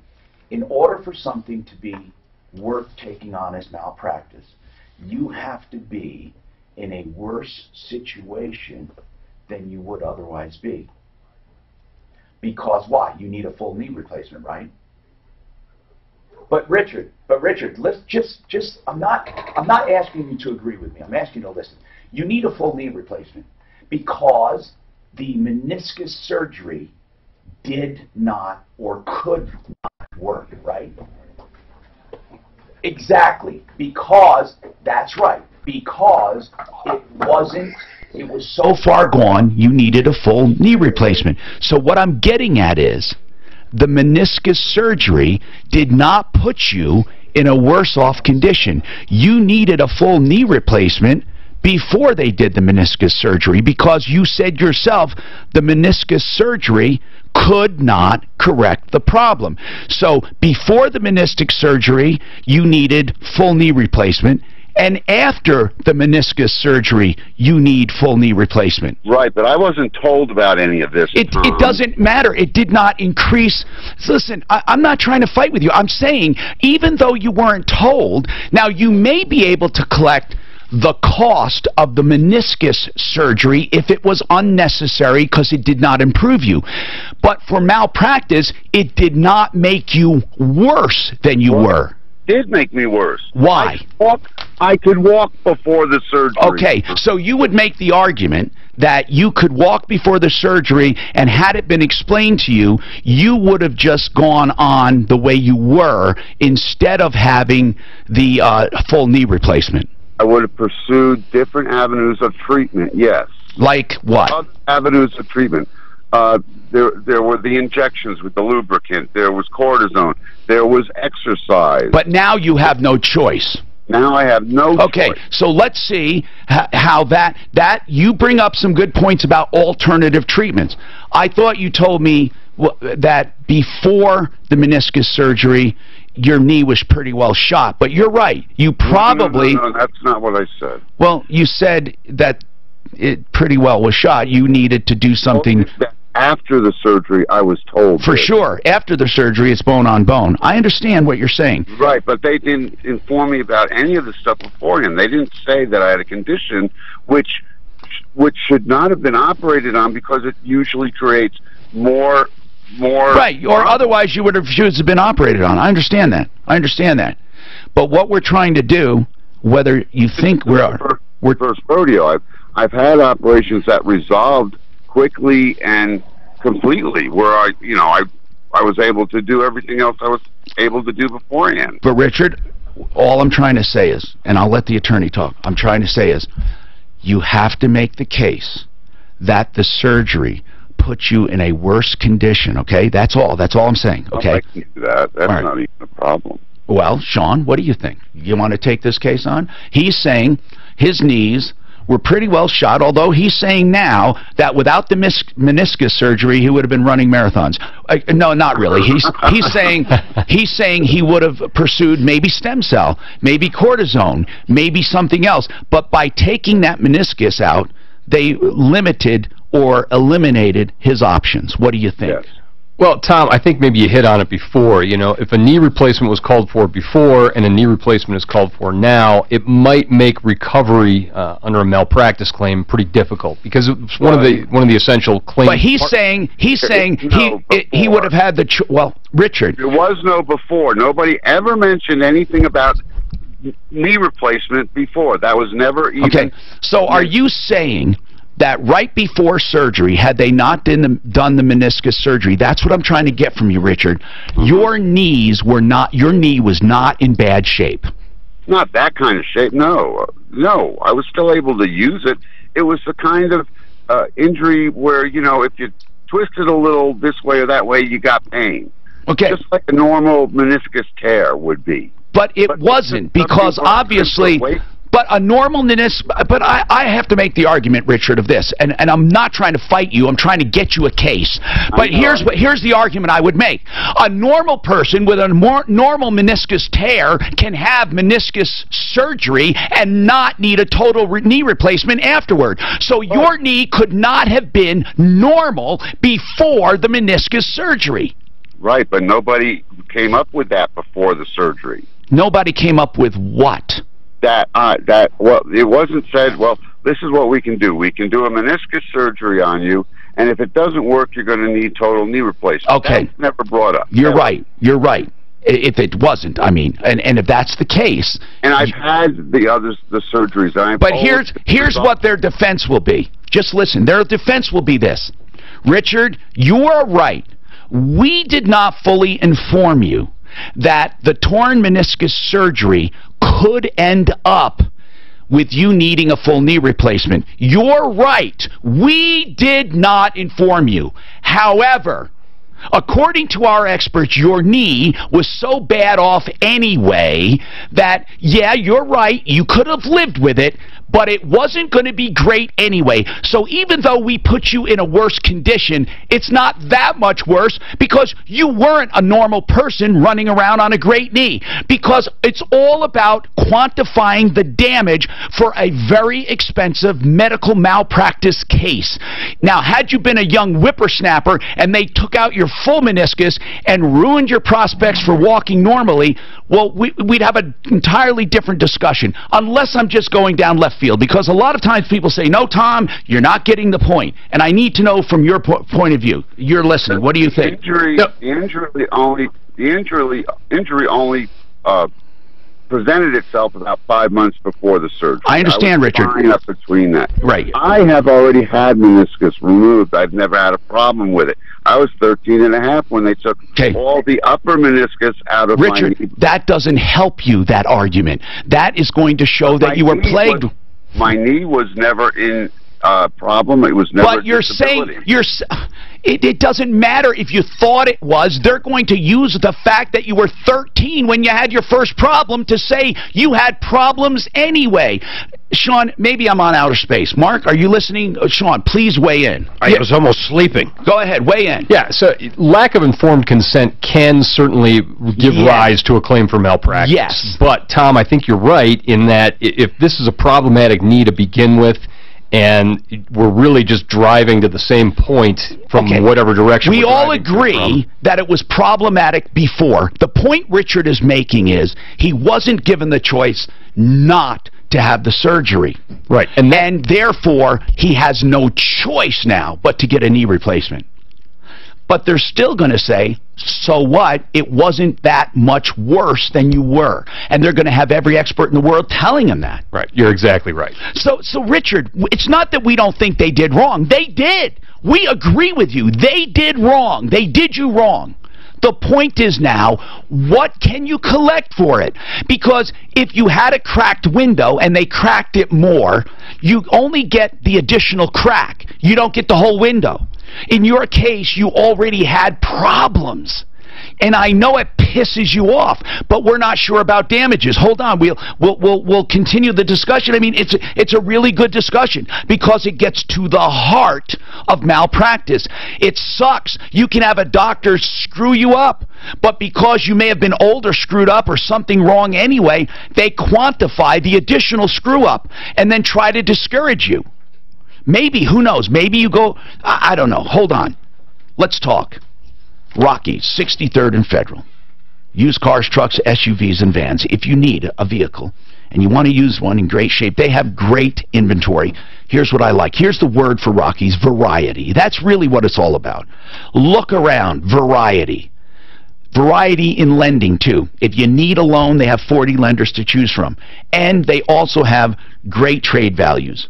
Monday through Saturday, 9 to 8. Variety and selection when it comes to cars and when it comes to financing. Shop around. They love it. Then go to Rocky's because they want you to compare. And they put their prices on every car so you can compare. That's Rocky's. 303-426-4646. Monday through Saturday, 9 to 8.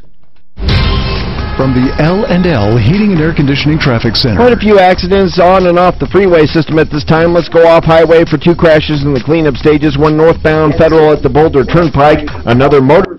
See the folly of something as opposed to, just saying, yeah, you're right, let's go get him. I mean, they will chew this fucking guy up in court like, oh, so Mr., marathon runner. You know what they do? They make you feel like shit. Like, I knew a woman who had a leg injury, a burn in a lipo procedure. And they said to her, what are you, a topless dancer? What do you need your legs for? No, seriously, like, why is that a damage? A little thing like that. They make her look like some high-priced hooker trying to take them for a ride. They're ruthless. Malpractice is the most ruthless defense you're ever going to hear. More so than any other field of personal injury. Really, they get fucking personal. They'll tell old ladies, what, you were half dead anyway. Oh, you think I'm kidding? You ask him. Oh, we did in this last trial we went through. I mean, we spent 2 days probably going through my client's past health problems, all the medication she's been on, every bad thing that's ever happened to her. And they'll make you look like a gold-digging, faking son of a bitch. But then some of the jury also look at it and says, man, this guy's... They try not to get in front of the jury. I think, and certainly in this last case, I think it worked against Is it your choice? The jury is your choice, right? To ask for a jury? Because most of them don't want juries. I mean, most insurance companies don't want juries. No, most doctors are going to want juries. Doctors? Oh, they do when they're being sued? Yeah. They want a jury? Juries love doctors. Really? Yeah. Okay, I didn't know that. Yeah, I mean, I think the statistic in credibility. Yeah, the statistic is something like 93% of cases that go to malpractice cases that go to trial in Colorado are won by the doctor. Wow. They're extraordinarily difficult. If you can't get them to settle, if you don't hit an absolutely obvious case, and you can't get them to settle, your odds of winning a trial are very small. It's just the reality of it. Up to 40% off. True treadmills, ellipticals, stationary bikes carry the best warranty in the industry. 10 years on. Mark zones out on some of this stuff. People are drinking equipment. Literally carries a lot. No, the guy kept. The first thing I think of is, okay, 10 years ago I go and get LASIK surgery because I don't want to wear glasses. Now, 6 years later, there's other options I could possibly do, but the fucking doctor never told me about them. So that's really where I go to. I don't understand what the guy's problem is. No, he has knee problems, but when they did his last meniscus surgery, it caused him to need a full knee replacement. But how would they know that? Well, no, they knew it. Let's say they knew it. Okay. And they did. Then that apparently, well, here's the thing. The poor guy's saying, well, God damn it, at least I could limp around before now. Now I need a whole knee replacement. Well, that doesn't mean he didn't need it before. But then why doesn't he just get the knee replacement? Right. He can't afford it. I'm sure he can't afford it. I'm sure that's one of them. But here's the other thing. Then he goes and says, look, this ain't my first rodeo. I had my first meniscus removed at age 13. Well, he's making their case. They've had nothing but knee problems. Yeah. Right. All right, let's just get right to this. And Sean, Richard, you're welcome to call. We have another attorney, too, that does malpractice that you can call, Ben Dinelli, and he would be happy to talk to you as well. But I just want to tell you, Richard, off the air, we're discussing your case, and we're trying to say, how do we help this guy? Because it's not that we're disagreeing with you. The problem with malpractice is that it costs a lot of money. No, and not just that. No, it's not just that, Richard. It's that you have to have a damage worth going after, meaning... I understand that, and I have a plan, but I cannot... What's the plan? I have to talk to an attorney... Tell us what the plan is. ...plan to see if he agrees with it. Well, tell him now. What's the plan? Go ahead. What's the plan? No, I can't. We don't have time.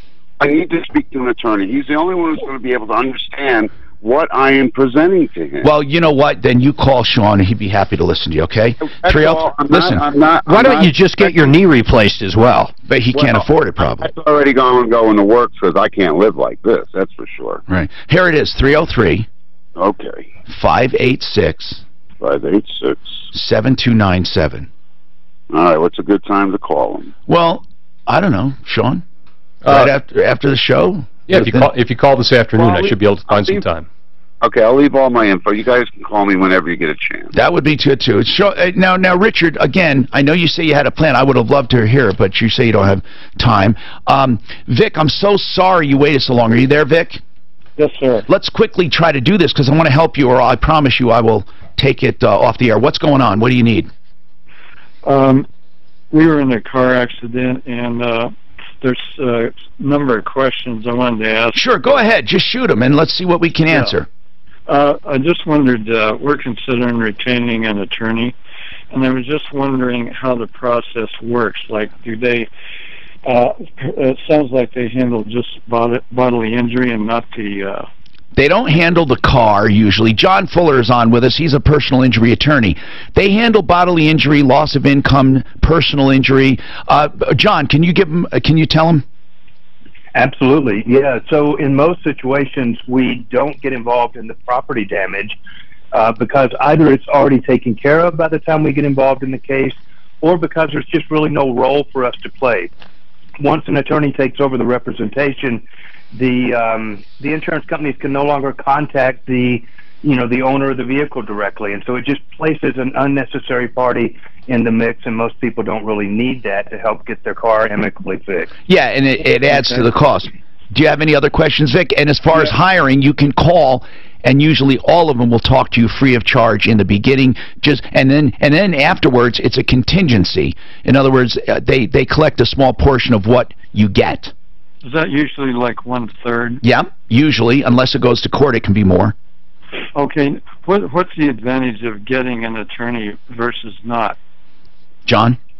Well, sir, here's the bottom line. We do this every day. The insurance companies do this every day. It's a completely adversarial relationship between you, the injured party, and the insurance company that's representing the person that did this to you. And so by hiring an attorney on your side, you balance the scales. You more likely than not will recover something that's fair in relationship to the damage that you've incurred, and that alone is just, the peace of mind of knowing it's being done correctly and it doesn't have to change your life. But now, Vic, some people have handled minor cases on their own, but in every case that I've seen, whether it's even casualty loss I'm talking about like hailstorms and floods, or whether it happens to be your body, when attorneys are involved, they almost always collect more than covers their fee. You get more even after paying the fee than you would have on your own. Okay. Maybe this isn't the person to ask, but is it a good idea to interview several attorneys? No, I wouldn't do several, but you could do 3. I would definitely do more than 1. Okay. Now, I wouldn't because I know John Fuller, okay? See, this is a little biased because I represent John. I'm a spokesperson for him. He advertises with me. But what I'm saying is, to give yourself some peace of mind, you may want to talk to people and see how you feel. Okay. And Vic, I'm literally using John right now. We got hit in an accident. Lady ran a stop sign. There was lots of damage. Suzanne Broker knows other stuff. The first call was to him, so I'll vouch for him any day. So, but Vic, I'm sorry. Go ahead. No, I was just sorry that Suzanne. So do you have any other quick question? No, I don't believe. All right. So. Here's what you do. Here's John Fuller's number. It's 303-597-4500. 303-597-4500. Again, feel comfortable. Always make informed choices. Sean Olson, thank you so much for being here. We appreciate it. And remember, you can reach him at 303-586-7297 for employment issues, medical mal, 586-7297. Just because you hear all kinds of commercials from lenders about low rates, good terms... Well done. I didn't realize that. It's over. It all went so fast. I pissed a lot of people off today. Hey, it wasn't like the last time I was here. Oh my God, that's right. You son of a bitch! If that was my mother, I'd kick your ass! That was... You motherfucker. Oh, wait, no, that wasn't that. No, you were here for that. Bentley Bat? Oh, yeah, Bentley Bat guy. Yeah. Oh, yeah, okay. Yeah, that was pretty live. I couldn't believe when Mark kept saying, he said, I said, Mark, he'll never come. Mark kept saying, no, he'll be here. I said, Mark, he's never going to come. Mark, I don't know why he knew it. He said, oh, no, for sure, he's coming. I said, you're so full of shit. And then I should have bet him lunch, but I didn't. He did. Yeah, I think there was some discussion.